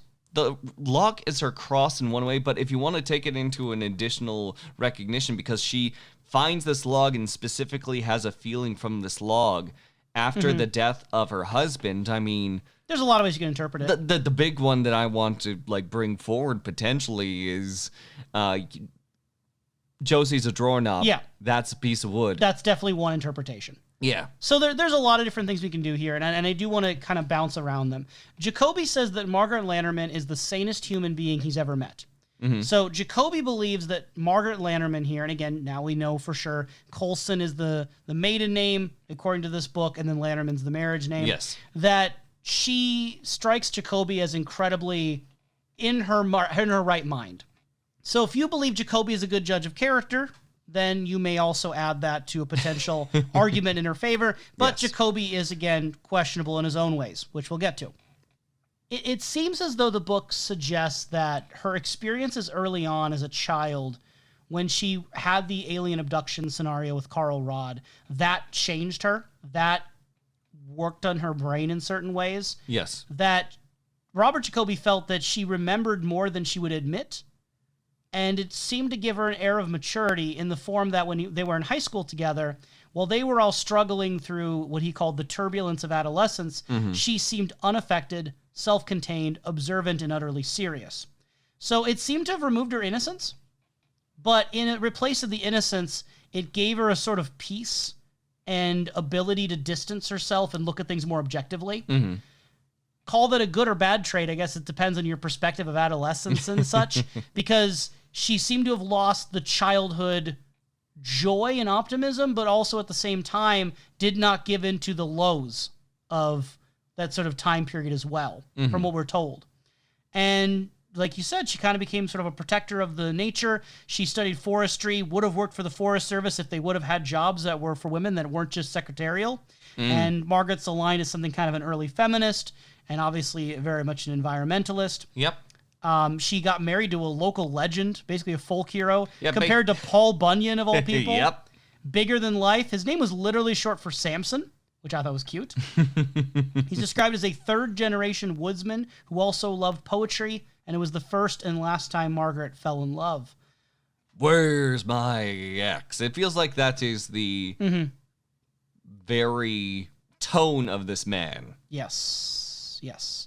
With the scenario, we get a little bit of a play back to the death of Sam Lanterman in a little more specific detail than we've gotten in previous iterations of the story. We know now that he had rushed basically right away into the front lines when the fire became out of control in the forest.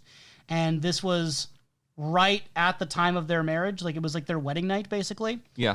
And Margaret kind of had this sense of knowing that it was going to happen, but she also knew she couldn't convince him to stay. Yeah. Like, when he was called to do his job, he was going to do his job. He was a firefighter, essentially. And she just continued to do her work. Yes. And even the next day, after she found out what had happened, she accepted it immediately, continued serving people breakfast, and when, like, it was brought up, like, you know, I'm sorry for her loss, she would kind of just smile and nod and move on. Almost, it seems, automatically. Very, again, detached and distant. But then she went over to the location of the fire, found that log, and it spoke to her, basically, and she carried with it in her arms. Now, note on the continuity. The book describes this as a piece of Douglas fir tree.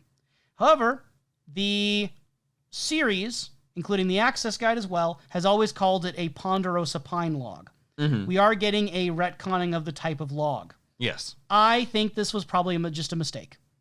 I think it's because Douglas fir trees are the ones most commonly talked about in Twin Peaks, and I think Mark Frost got it confused.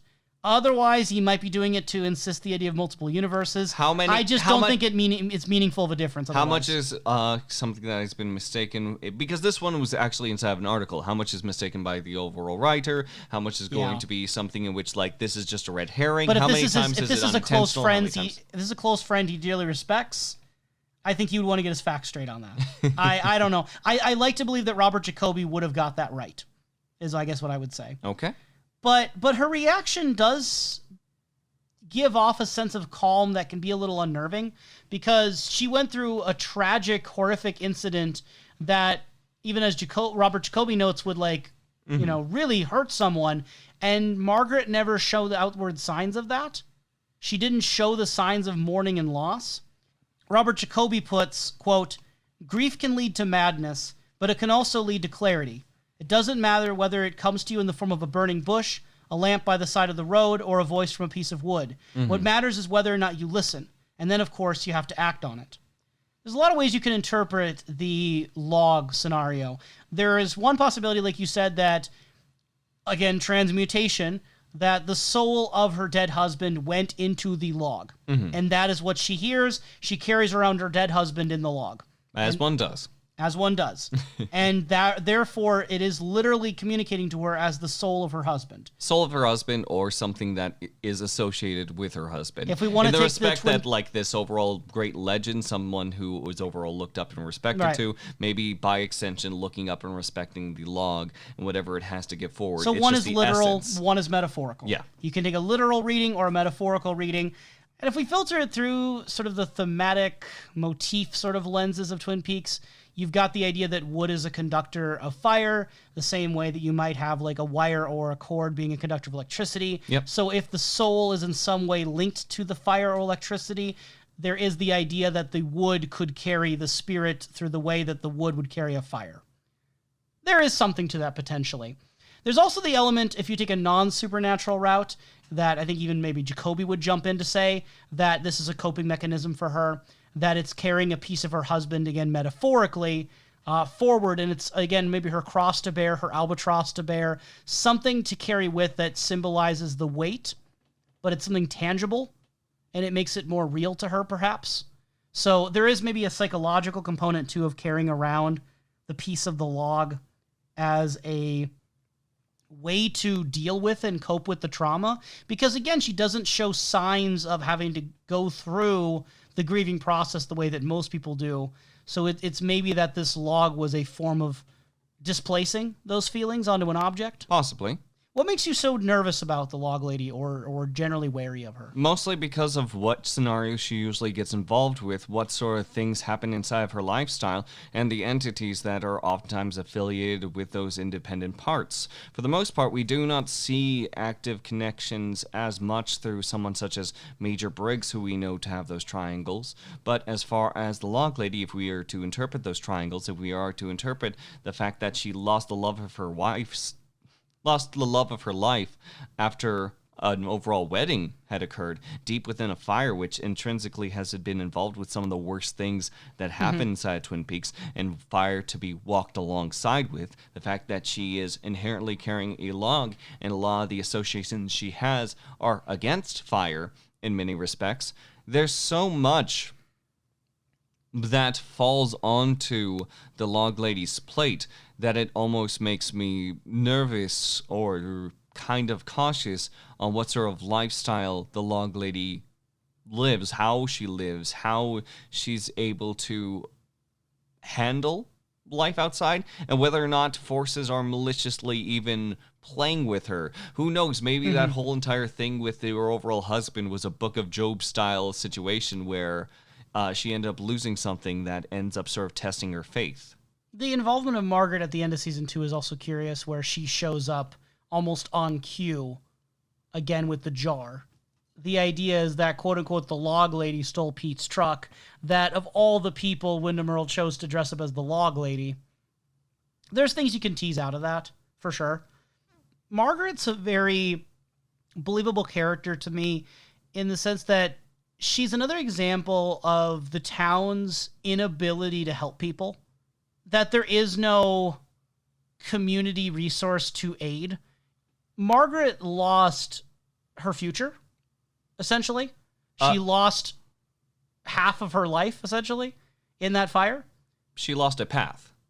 She lost her future in the sense that she was already planning to be with this person, go in this house, all these things that they had built together. The future that they had crafted was gone. She lost that future. She lost that path is what I'm trying to emphasize, because a lot of her life, from what it seems to be on the same path that she has now, in which she is still doing very much the same actions she's had before her husband. It seems for the most part, her husband was a potential changing factor that was then subsequently dealt with in a way, which makes me very curious on whether or not that may have been intentional of the Wood, if you will. My statement still stands. I feel that she lost the future that she'd been preparing for, and the rest of her life throughout the next remaining decades, she's a shell of that. She's an echo of that, and it doesn't feel to me like she ever crafted a new future for herself or really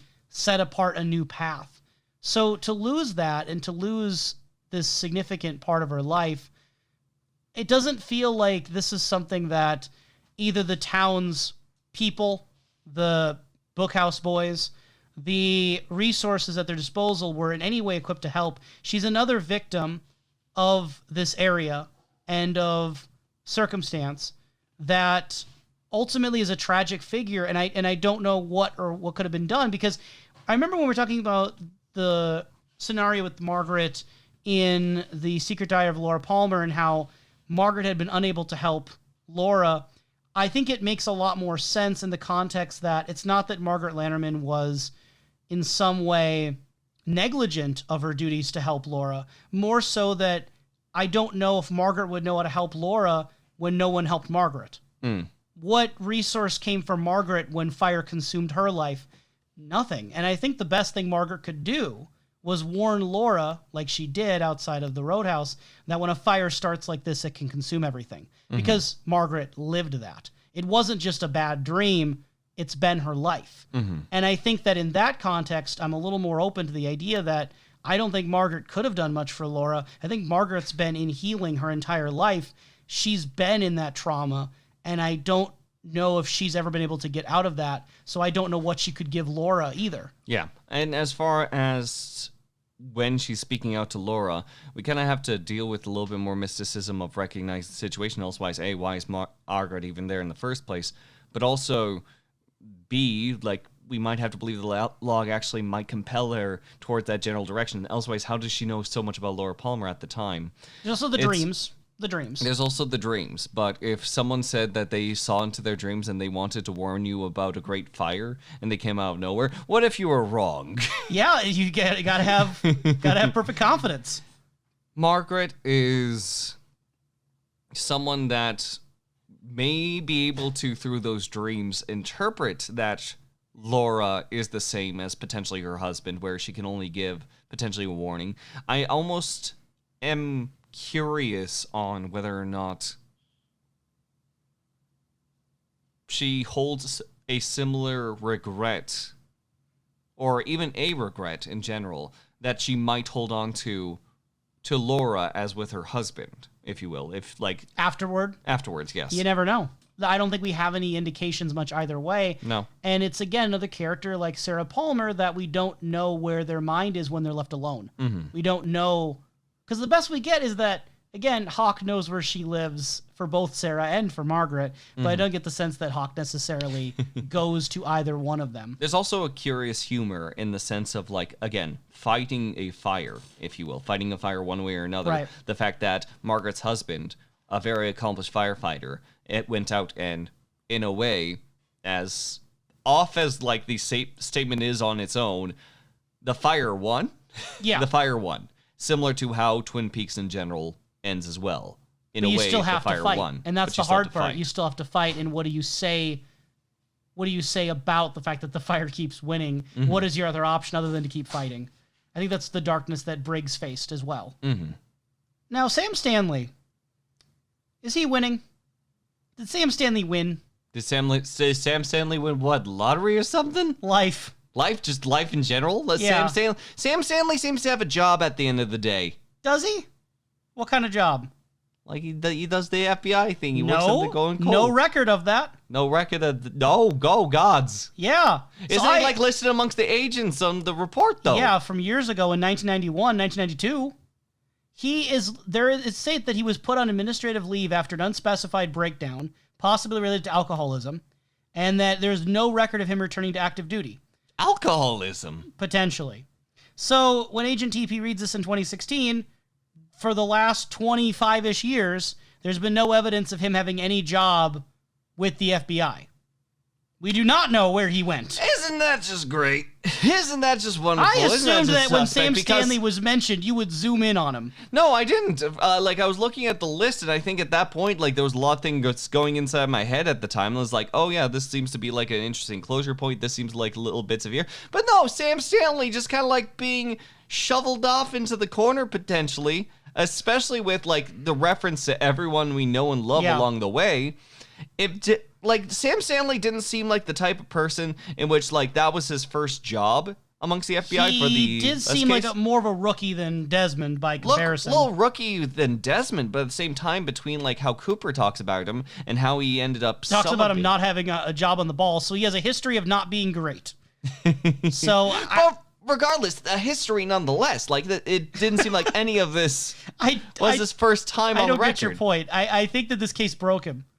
And I think that, it says it possibly related to alcoholism. I don't know where that source is coming from in terms of the fiction, but I think alcoholism is a nice way to put it if someone turns to drinking because their agent friend just got done abducted by alien supernatural demons. So I more think it's that this case broke him and whatever happened there got to him. Maybe he started drinking to cover it, but I'm more thinking that he was lost in a different way than Desmond, in a different way to Jeffries. He's lost in our physical world, but he was someone that was not able to cope, I don't think. I don't think he can just end right there, judging from the Sam Stanley, the very inquisitive individual that we saw. Like, if we are Sometimes you ask questions you can't handle the answers to. You can't handle the answers to, but did he get the answers? I don't know if he got. I don't know. Maybe he did. Maybe he didn't. Like but whatever he got to him, he was no longer able to function. He had a breakdown and was never with the FBI again. Now imagine, just like the person who wouldn't stop asking questions, ended up sort of like pursuing, like trying to get this case solved, worked alongside with Chet Desmond, and the one piece of questioning he refused to answer in like both instances that Blue Rose was sort of like brought up. to have Chet Desmond then disappear, that's... You should go tell Mark Frost that, because should that's tell what he Mark wrote in the Frost. book. No, I'm not denying that for Mark Frost. I'm trying to look into the head of Sam Stanley for the respects that... Imagine someone who's super hyper fixated on something, that guy ends up dying off, and then what are you left with then? You have cases that you're going ahead. I feel like something would eat at Sam Stanley enough. I think it ate him. Exactly, he was that he got afraid. completely consumed. Yeah, I don't think there was enough in him to really continue with this. And that's the best I can offer, because it doesn't give us much information.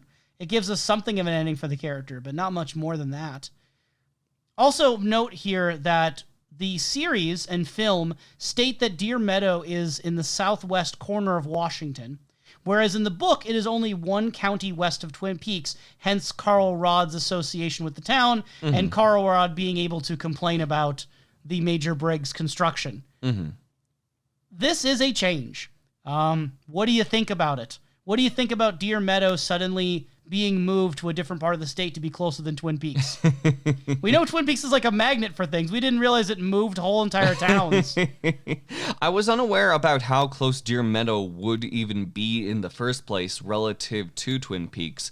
As far as when we were literally driving through Washington, if you will, there were small towns that we ended up connecting to as we were passing by from place to place. Like, we were inside of Snoqualmie for a little bit, but it would quickly transition to what would be recognized as different portions of that place. I forget some of the names. Like North Bend. Yeah, Like I know what North you're Bend, getting at. So to have something that continues a little bit down the road, like from It what went I from remember, being like a couple hours away to being, a short drive away, basically. yeah, I wasn't too affected just because I didn't recall the distance being mentioned in the past. But as far as between a few hours and not too necessarily far from Twin Peaks, it's something that I'm not too bothered with. It's either A, potential red herring, B, a sense of retcon, or C, an error in which we should keep our eyes out on. So what does this do in a general sense of an impact? Well, at that point, I'm surprised that no one really talks about Deer Meadow's assholes as much, I suppose, just because I imagine word would get out. It of moves the darkness that goes... anti-Twin Peaks to right next door to Twin Peaks. It's the other peak. I don't like this change. Okay. If I look at it as a parallel universe thing, I'm like, okay, whatever. But as far as what it does to the fiction, it makes things smaller. It doesn't help. All it does for me is it tells me that Deer Meadow is right next door to Twin Peaks. Therefore, what happened with Teresa Banks was right next door. And therefore, Carl Rod's able to be utilized for the plot more. It just feels like more of a convenience than anything else. Okay. I had no problem with Leland driving a couple hours to the other part of the state for seeing this sex worker. It made sense that he would do it away from his town. Yeah. If it's just a county over and it's not very far, to the extent that Carl Rod is interchangeable where he lives, I think it kind of lessens things. I just don't think it helps. Okay. I don't see many benefits from this, is I guess the overall takeaway. And it's one of those, if it ain't broke, why change it? Why fix it kind of things? I think having anti-Twin Peaks far away, but within the same state is enough. I'm a little bit... I'm a little bit confused about the rationality behind this particular choice. I would suspect a lot of it is that purposeful decision to use Carl Rod more. And I think that that's where a lot of it stemmed from, because otherwise there's not really anyone else in this book from Deer Meadow that would matter where the town is located. But to have Carl Rod having had his roots in Twin Peaks, it means that he only went a short distance when he started his trailer park. He didn't actually uplift his entire life. He just basically moved a little bit further away. He could still visit his friends and family if he wants to. I don't know. And even then, it's still not that big of a deal, because if it is just the western part of the state versus more central part of the state, it's not that big of a difference. He could still go visit Twin Peaks if he wanted to. It's still somewhat of a difference. It's somewhat of a difference, someone but who drove through the mountains, just a little bit down the state, is still a little bit of a topsy-turvy, move-aroundy situation. Yeah, I don't know. I'm a little bit jumbled on that. Last major character that is covered in this section, I think you and I both quite enjoyed the coverage of this character, is Dr. Lawrence Jacoby, who previously had been talked about in part 2 with his ayahuascan experiences. Yes. I really enjoy the way that the Dr. Jacoby section opens up, we get this sort of scene being set of Jacoby sitting at Hanalei Bay.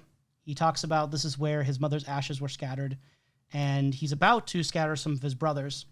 And it opens with that sort of setting, and it ends with him, after going through all these different emotional moments and reflections, it ends with him saying he's going to go scatter his brother's ashes now and bury him.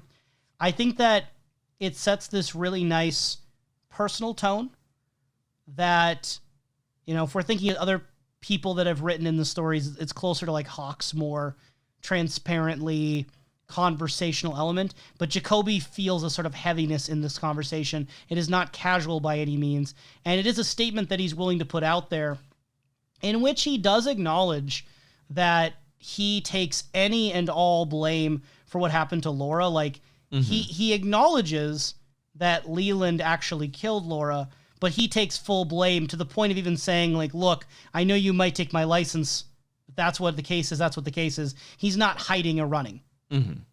So you mentioned before that you really liked the just Jacoby part. I can't remember the way you phrased it, but it seemed like you liked it. What stood out to you about this particular section? It's the fact that overall this is far different from the Jacoby that we're usually used to seeing, if you will. There's hardly any self-reflection, mostly just self-indulgence whenever it comes to Jacoby. Just because Jacoby feels that Jacoby can see things so clearly, it's likely less of the overall glasses, but more so what the glasses represent, despite wanting to put them on someone else's face. Feels like less of an act. Is that what you're saying? It's less of a pedestal he's put himself on. There's some ego with this guy. I mean, he writes about how he'd spent time with, authentic native people. It left him bored to death with garden variety neurosis of modern Americans. It seems like he became so disillusioned with modern American small town life that he looked at people as more symptoms of a culture rather than as real people. And I think along with it, he thought he was smarter than everyone. I think he thought he was better than everyone. And it kind of makes me wonder, how much of the way Jacoby was acting in the show around other people was his real, genuine actions, or more of that trying to almost play around with people's responses. I think when he was talking to Cooper in the cemetery, telling Cooper he doesn't really care for these people, I think he was being honest. And that's the thing that's closest in tone to what this letter is that when he talked to Cooper at the cemetery. But I think that it also opens the door to a lot of his other behavior that we've in the past kind of looked at as questionable, is how much of that itself is an act. It's kind of weird, because it feels like the book in some ways is trying to make him more sympathetic. Jacoby admits his faults, but also it implies or outright states that in this version of events, Laura's 18 at the time where she first starts working with Jacoby or signing up for Jacoby, so she would be a legal adult, which makes a lot of the sexual innuendo still inappropriate from a professional capacity and still inappropriate from a lot of other elements of what she's going through. But it changes fundamentally, I think, the exact nature of what he's doing, because when we watched the show, you and I both kind of went back and forth without, I think, ever reaching a full answer, whether we believe Jacoby had in fact slept with Laura Palmer. And if so, again, she would have been a 17-year-old in the show's timeline, in the show's events. That would have meant that he was taking advantage of his client, who was also underage. And I find that to be the most damning of all the mistakes he's ever made. This version makes it seem like he loved Laura Palmer, but not in a sexual way. At least that's how I read it. And also, again, she's 18. But, I guess I'm curious, Professor, when you're reading this, how do you think Jacoby actually felt about Laura? I think that for now, this is the tone of one specific instance where he's looking back in mourning.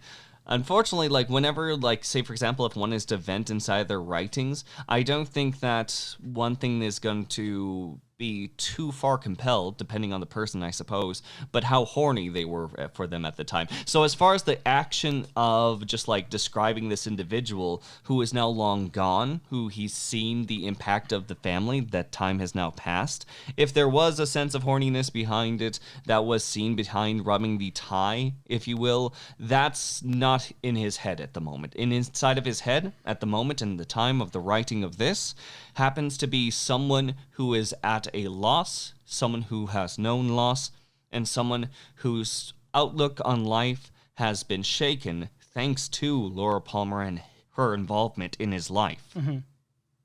And upon that shaky foundation, he's able to find something that humbles him down from his overall stance of being this individual that sees things better than anyone else, that knows the overall what's the point matter of all these sort of situations going on out here, on how there's no way that he can actually fix these overall things because these issues are bigger than him and his singular appointments. Whatever has thrown him down and whatever he has tried to stand up and retaliate as just a form of screaming in the chaos has now quieted down into a bit of a murmur, and realizing what in turn his actions and his perspective has done to the world outside of him. I don't know if he's ever spoken about any other patient the way that he's spoken about Laura Palmer and the family that he's affected. So why Laura?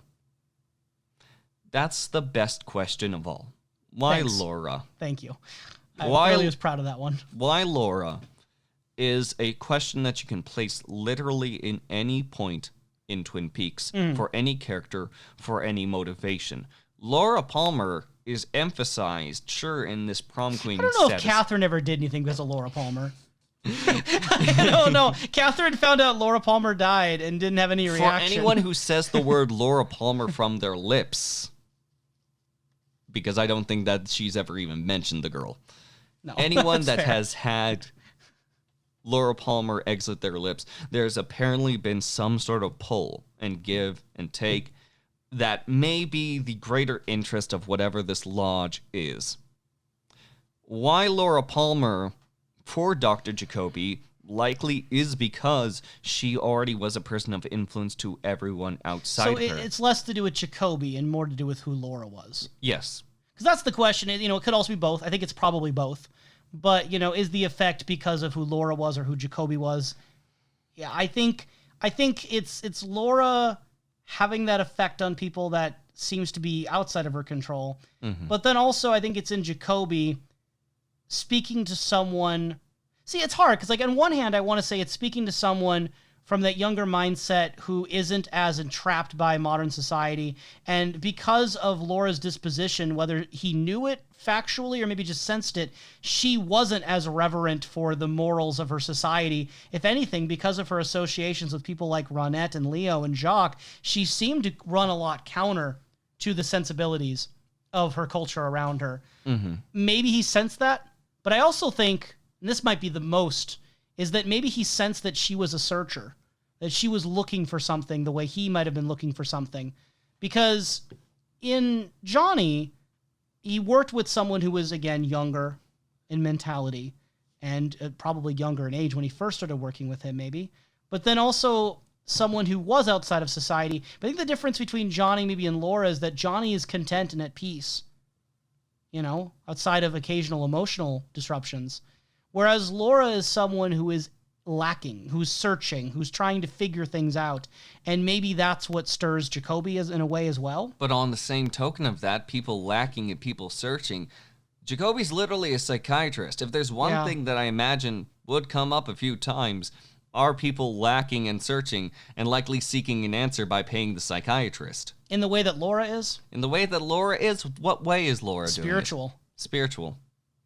That's the only thing I could think about. I'm trying to figure out if there would be any reason why Laura would have that pull on him the way that other patients haven't, and that's the best I'm able to come up with other than her magnetism. Mm-hmm. Her spiritual magnetism, which I don't know, I find that less interesting than the psychological reasons. But I also want to note too that this is our first confirmation that the fact that Leland killed Laura and Maddie is official, that people in Twin Peaks would know that, because Jacoby writes about that very matter-of-factly, that the facts of the case are that he killed Laura and Maddie, and it's also public that there was that sexual abuse that he blames himself for not catching, for not noticing. And he also, because he had front row seat to it, he knows that Jacques was suffocated by Leland, but that charges were never pressed. Another one of those secrets that the law enforcement and order of society has not pushed. I understand that Jacques' dead. I understand that Leland's dead. There's not really a sense of justice in that regard, but it does feel like because the Renault family has the reputation that they have, it's not as acknowledged publicly that Leland also did kill that person as well. They're just not a young woman that the town already loves. It's a criminal, so it's someone they don't look up to as much. But it kind of is boggling in a way, because now that it's confirmed that people in the town know Leland killed Laura and Maddie, it makes it all that more strange to me that we didn't get more interactions between characters who would have been affected by that realization. So, like, most obviously it'd be Donna and James. They were searching so ardently for who killed Laura, and then Maddie dies, and we barely get much of a reaction after this. James up and leaves, and I can about imagine why. If he knew what happened, I could about imagine why. But I don't sense out of Donna a real understanding or confrontation with this reality that the killer was Leland, and she had literally been in Leland's house with him alone, like, the day Maddie got killed. Like, there was that moment where she could have been next. We don't ever see Donna wrestle with any guilt, any shock, any ramifications. And for that matter, we don't see anyone wrestle with it. Audrey doesn't seem to wrestle with it, despite the fact that her father was so close to Leland, and by proxy she was. And obviously Laura was close to her father too, and her father felt that way about her. So all these characters who we never saw react, they presumably, if we take this book to be canon, and just logically it makes sense it would be that way, it was public knowledge that Leland was the killer, but we didn't see hardly anyone talk about it, react about it, heal from it.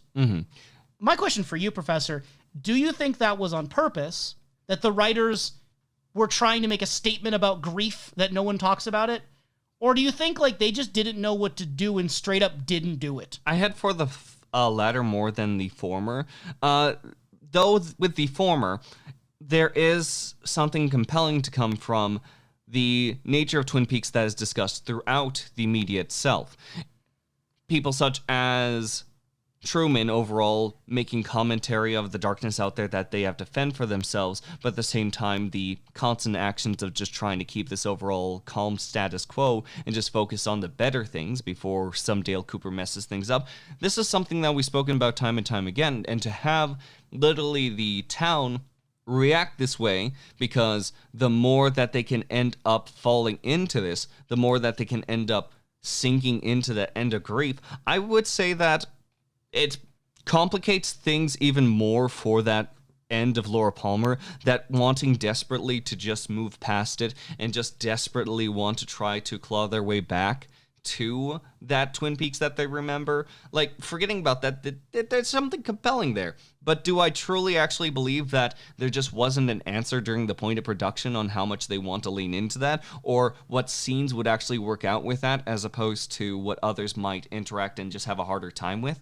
With the soap opera nature, sure, we can have something very dramatic and overall strange and exciting happening off into this corner. But given the rest of season 2 got sillier right after that point. It got sillier, but also the tone of an absolute grief. We've seen it in small pockets, but not to the extent that I think would be appropriate for something such as a tragedy caused by Leland Palmer that was this heavy. It's one thing to show supernatural demon possession murder on television, let alone, I think, the different reality of trying to portray long-term healing from trauma in a real grounded way. Yes. I don't think the show knew what to do with that. And to be fair, I don't know if any show on television was equipped to handle that kind of subject matter at the time. It just wasn't done very much.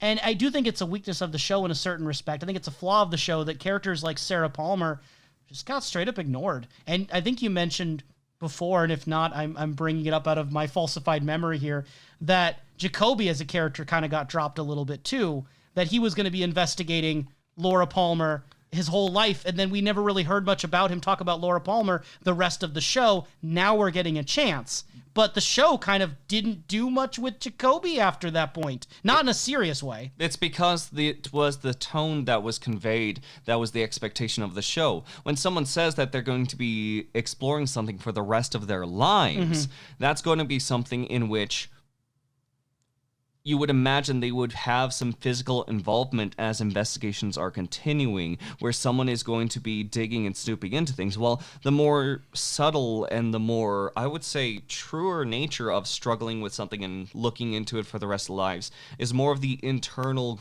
look, the internal investigation, the internal, what does this mean? And that processes. I think that whenever this paper was released, given, what have you, that this was a point of Jacoby trying to meet with those battles through those overall conflicts that may very well continue to haunt him until he draws no more breath. But at the very least, this is the conflict that I think was the truth behind Jacoby's statement to Agent Cooper, where he's going to keep trying to work these things out and these emotions, though it's probably never going to end.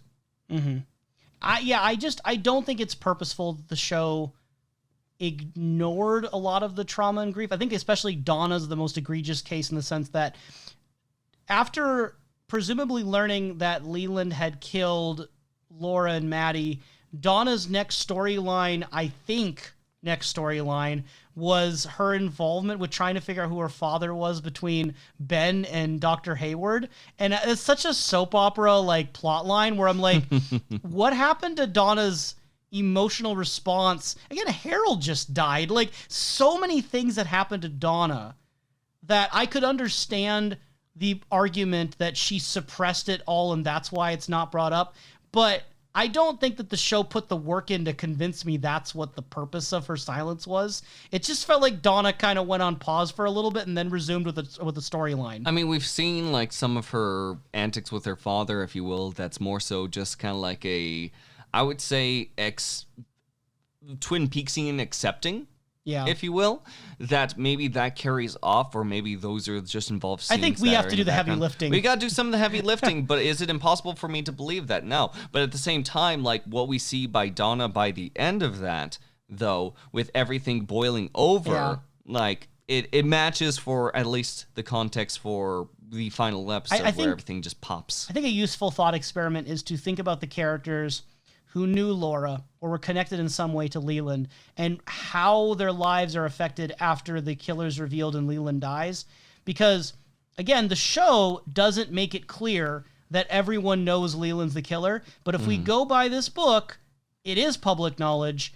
I think someone like Ben, his transformation's pretty interesting because with Ben, we're led to believe that his Civil War arc was largely as response to what happened with the mill and with Catherine and maybe even a little bit with Audrey. Obviously, she had been kidnapped recently by Renault's and there was a whole plot line there. But all of those things are enough to break a person, absolutely. But then you add on to the situations that were going on with the mill and with Audrey, the additional weight that presumably right around the time that Ben got out of jail, he would have been confronted with the reality that the man that he had worked with for years had been a murderer who had assaulted his own daughter for years. And Ben, someone who keeps a photo of Laura always around his desk, having a clear connection to Laura, what that would have done to his psychology to know that Leland was the killer.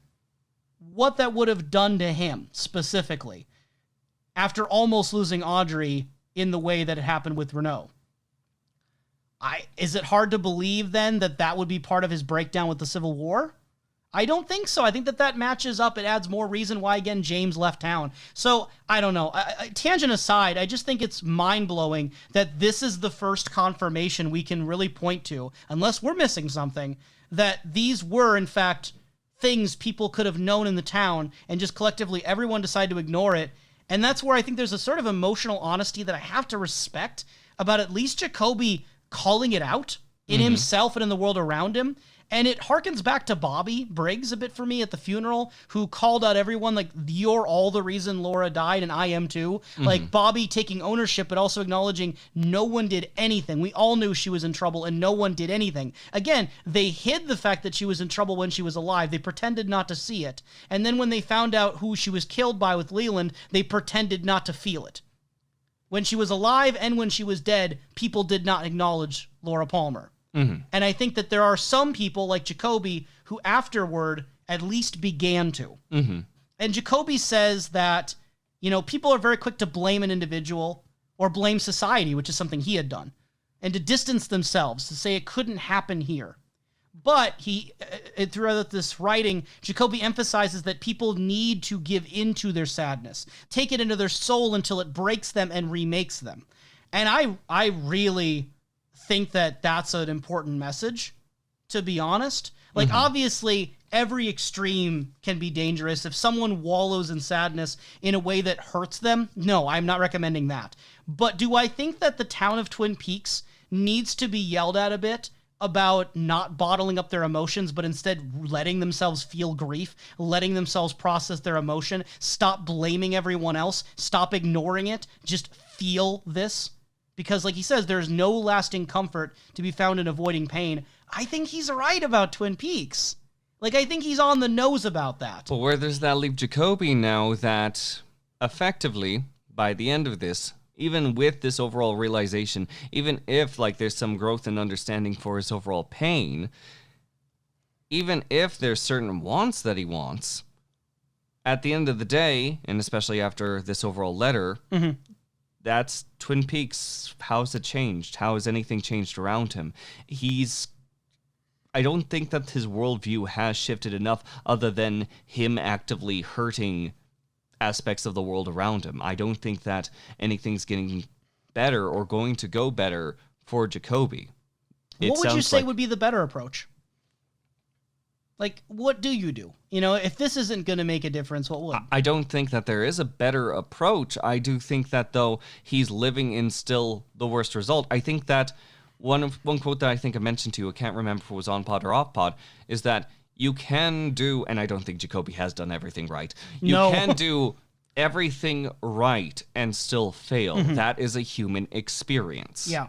So I just think he's right. I think Jacoby, despite being a very flawed person, I think he's tapping into a sense of truth that this town and the people who knew Laura and Leland need to confront and accept and embrace and feel their pain. They need to. Because otherwise, that pain and suffering becomes very damaging. And especially in a series where pain and suffering is known to be the currency and food of demons. Delicious, just the I think the cure isn't to ignore it. And that's where, like, I think back to Briggs. You know, Briggs saying that he felt fear for his own soul when he was confronted in the lodge. And at first, my thought was, oh no, fear is the thing that opens the door. Fear is bad. That's what annihilates you.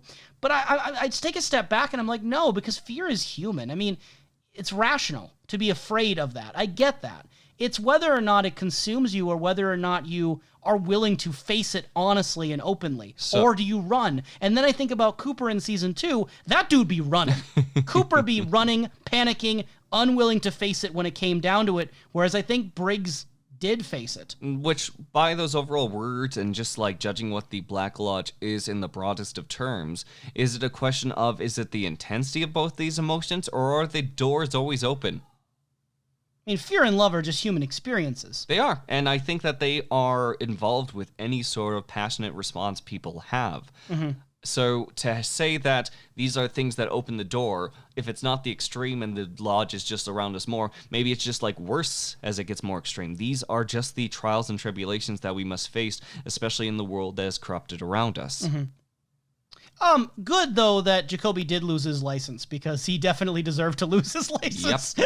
Like, No regardless of how I might praise some of his ideas here, this is, in my opinion, the best form of Jacoby we've seen in terms of morality. This is a Jacoby that has some good points. He seems to be standing up for some good things. That doesn't immediately cleanse him of his sins. Oh, no, it doesn't one-to-one fit. But I do think, though, this is the best sign of hope we have for Jacoby, is that he is publicly acknowledging his flaws, publicly acknowledging where he thinks the evil is, but also not ignoring his own role, calling basically, hey, guys, if you think I should lose my license, do it. I understand.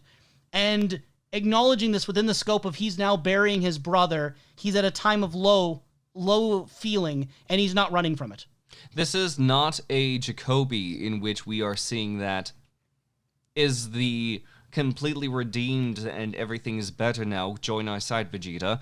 This is more so a Jacoby that we can close the book on. This is a Jacoby that has had time for himself, and though he has certain ambitions that if things go this way, he'll do that thing, at the end of the day, kind of facing these demons and writing it out is something that I think does much better than I've seen anything else do for Jacoby at any point. Like, I think that this is a good final chapter. So with a lot of this talk about final chapters and ending notes, I am kind of curious, going into the return and whatever the final dossier ends up being, do you think we are done with Jacoby, Margaret Lanterman? Depends if David Lynch I guess those are the main wants two. to. I mean, Major Briggs, as actor, has already passed away by that point, so Yeah. you don't really know how that's going to go. But those are two characters you've mentioned this being final notes on. Yeah, this is, again, I'm looking forward to the next iteration to be David Lynch's Twin Peaks. Okay. Now, So you're not looking for continuity. it's not really looking for continuity, not really. I'm just looking for... I prepped you well. I'm just looking for a moment to see these characters through different styles and colors of lenses. In this respect, unless you are the Secret Diary of Laura Palmer, all of these are just new lenses to look through as far as these books are concerned. How much canonness that you want to derive from them. Canonicity? Exactly. You can feel free to grab away and enhance the experience that you want. But I'm not going to go into the return with this book in mind other than a curiosity of comparison. If it's something that continues and is a little bit of a fun epilogue, additional final chapter, new chapter, rebooted chapter, whatever you want to do, there's nothing I'm trying to carry over to the return at this time. There's even pieces of me that is unsure on how much do I take the TV show and carry it over to that end to Twin Peaks. You are going in with a radical mindset that I think will be very, very fun to watch unfold. The last thing I have on here is continuity. Less than last time. Last time was the big chunk of continuity concerns, but there are some to note. So with Robert Jacoby, he notes that on page 316, he first met the log lady in 3rd grade and he was seated behind her. While on page 320, his funeral cards indicate he was born in May 1931. That would make him a 16-year-old 3rd grader, since the log lady was in 3rd grade in 1947, according to the book on page 142. Man, Jacoby, Sucks to fail 3rd grade that many times, doesn't it? This is one where I think it's an error, and it's bad enough that I'm like, this should have been edited out. I think that it was... I think it was a larger error, but I don't know whether or not... Was this in the same book or, like, contradicting from... It's like the same book. It's the same book.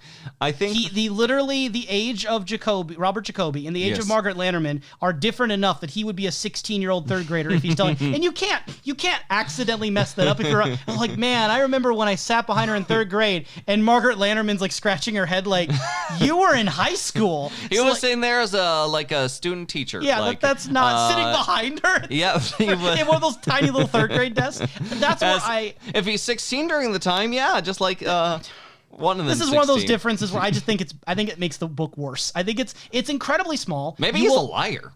Maybe. You will only notice this if you're like really digging into it. Yeah. But I think it's a flaw. I can't spin this in a way that makes the book better. Jacoby's I just think a liar. it's an editing problem.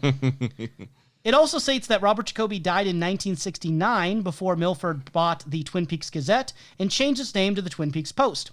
But many articles from Robert were written in the Post later, and he was stated to have died again on November 19th, 1986. You gotta stop dying, Robert. Like, that's really inconsiderate.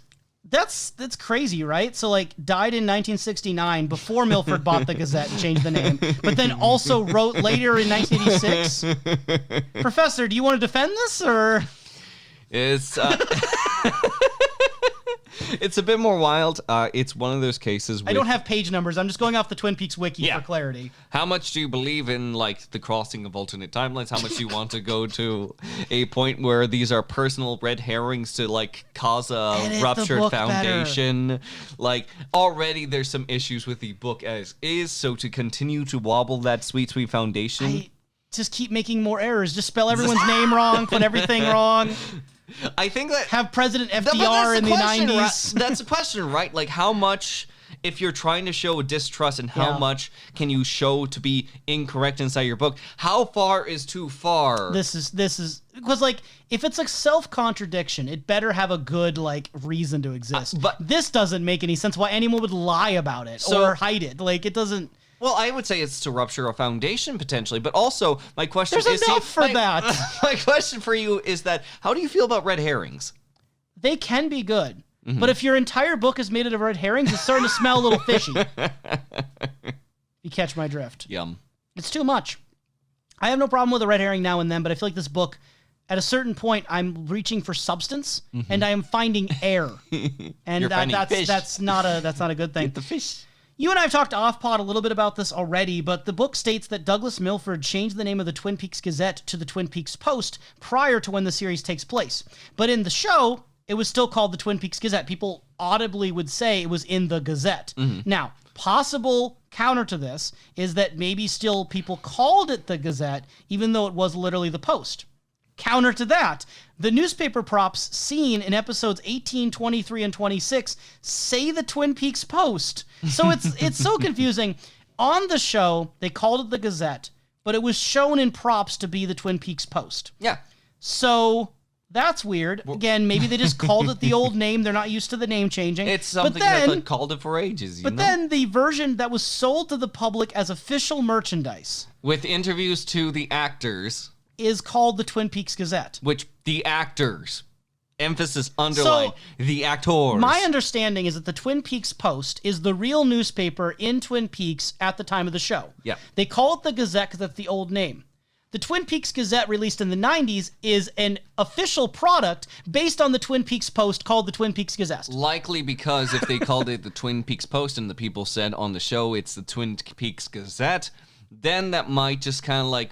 You know that sort of like point where you want to like plant some seeds because you want to potentially sell a product to people, so you want to make sure that they are actually catching it? Yes, the thing that you and I do every single day. But I don't believe this is ever on purpose. I think they just... I think marketing, it could be a purpose. I think what happened is that they called it the Gazette and then realized later they called it two different things, and they just went with the Gazette for the merchandise because it's the one they said more. I think what happened is they ended up saying Gazette more than Post, so they kept Gazette as the product, even though Post was on the set. It's confusing. There are some timeline issues to be concerned about as well, potentially concerned, depending on your disposition. Jacoby has moved to Hawaii on March 19th, but wrote a report on Ben's Civil War arc on March 22nd. He was supposedly not in Twin Peaks and moved by March 19th. How did he write the report? He wrote the report. It was supposed to come out later on, if you will, and it got posted there. You can try, yeah. I don't know, man. The book states that Douglas's wedding, they call him Douglas. Do you think that's like hot off the presses and it's like, okay, we're going to write this Maybe. up. Get him out, go, go, go. Well, run, Timmy, run. I would assume the date is when the report is dated. It's not the date of receiving it, it's the date of writing it. Jacoby got lazy. He spent 3 days in Hawaii. He's like, oh, I better write that thing. I got to fly back quickly. One moment. I don't know.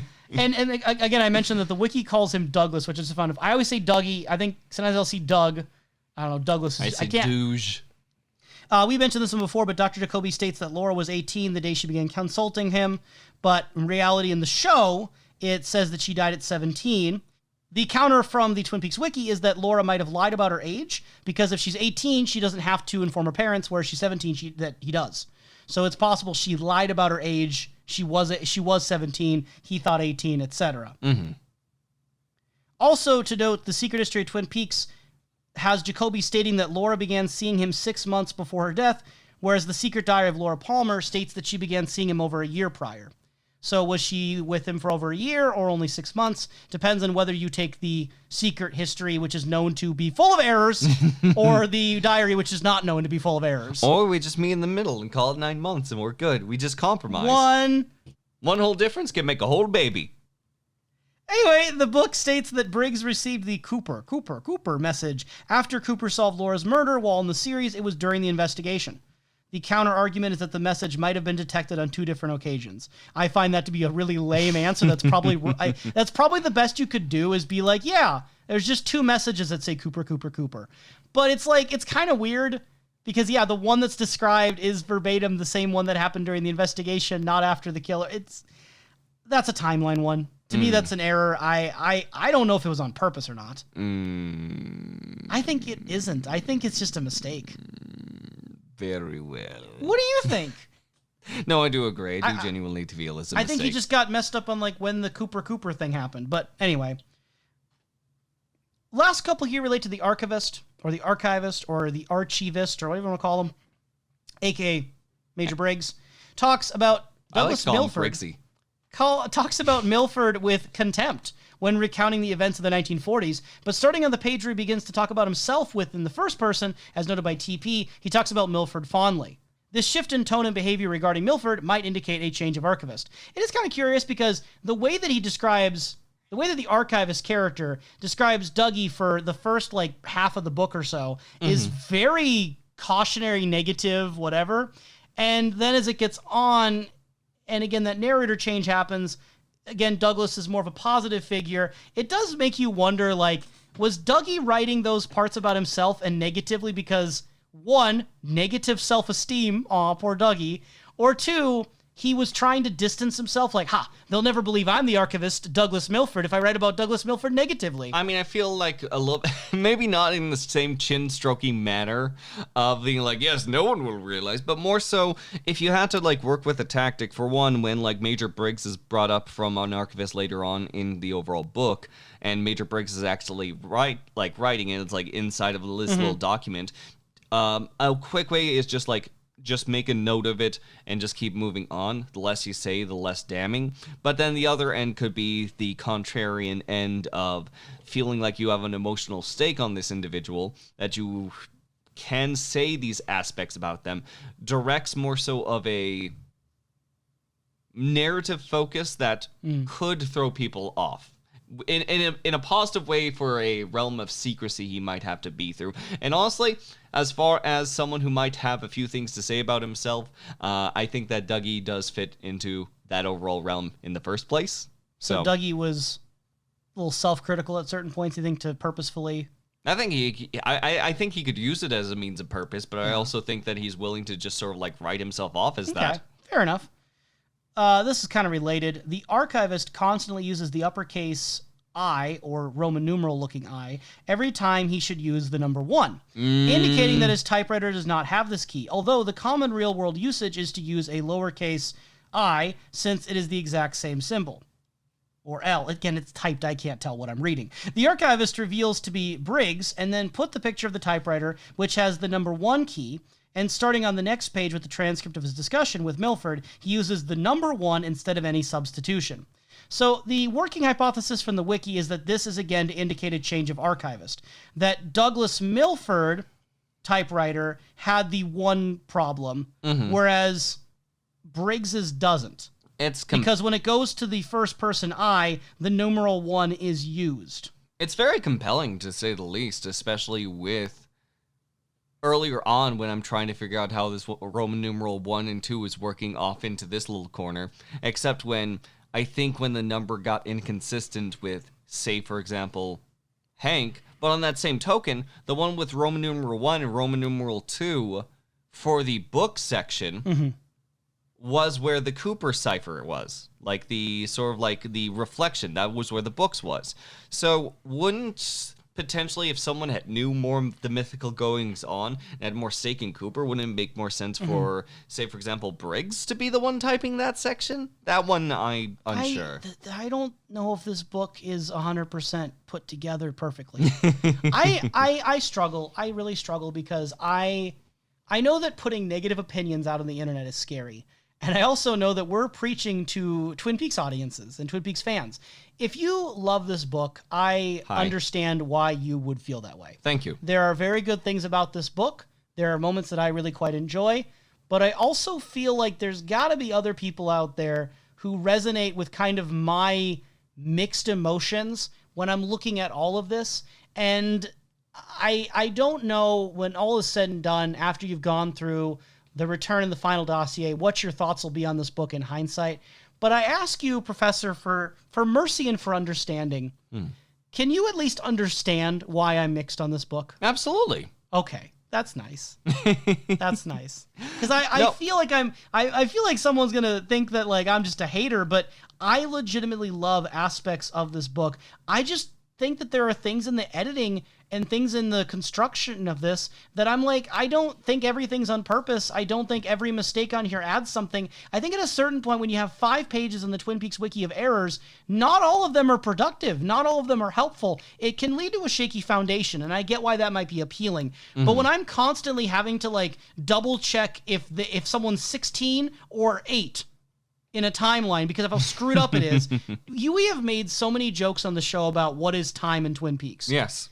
You didn't know when we made those jokes what this book was going to do to time. No, not really. This is the most what is time in Twin Peaks version of Twin Peaks.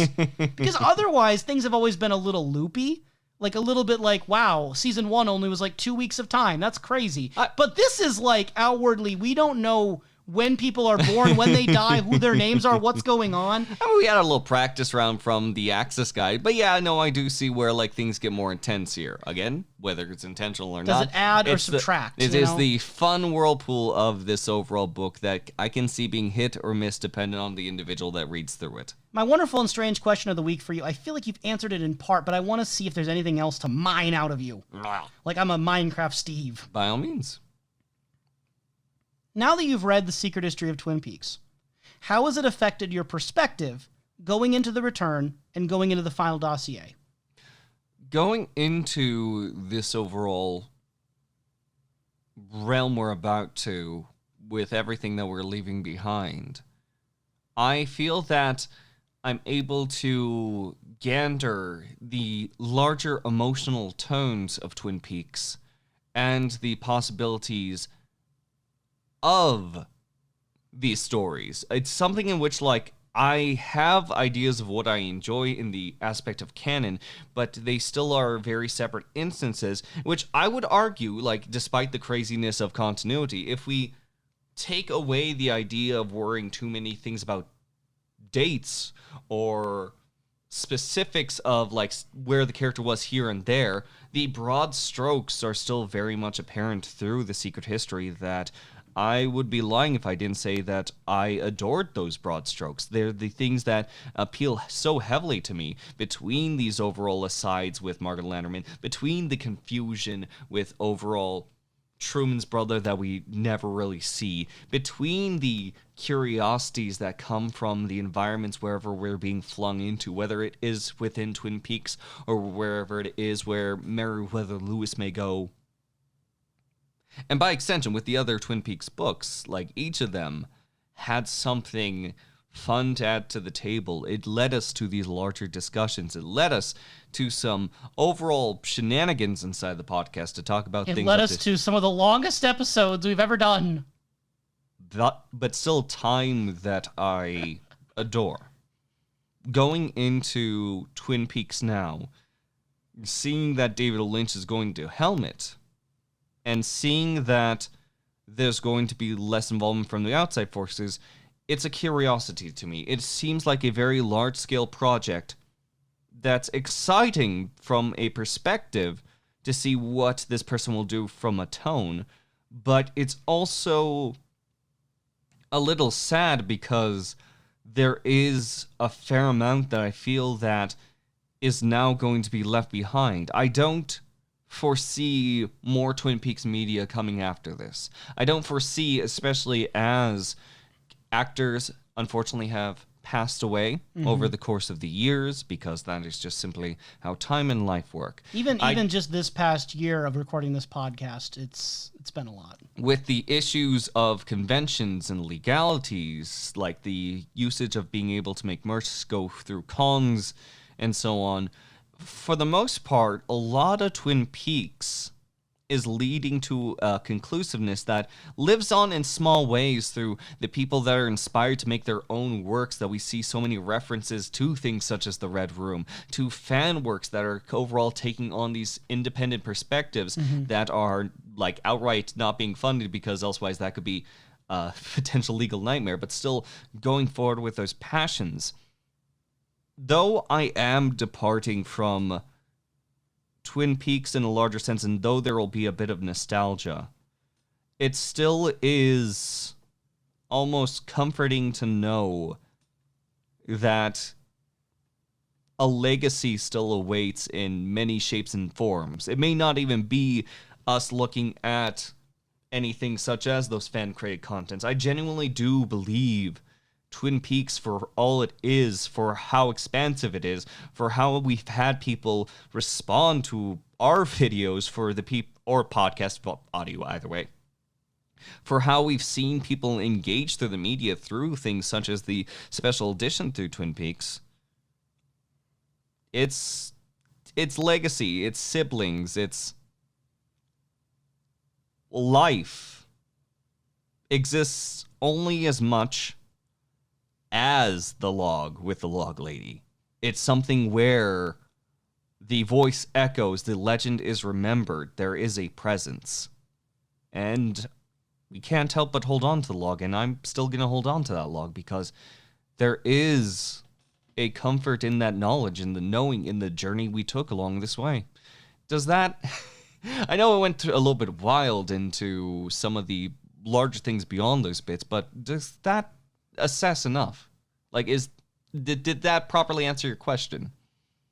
To paraphrase the Beatles, boy, you're gonna carry that wood a log time. There's a lyric where it says, I never give you my pillow. Where does that in the song?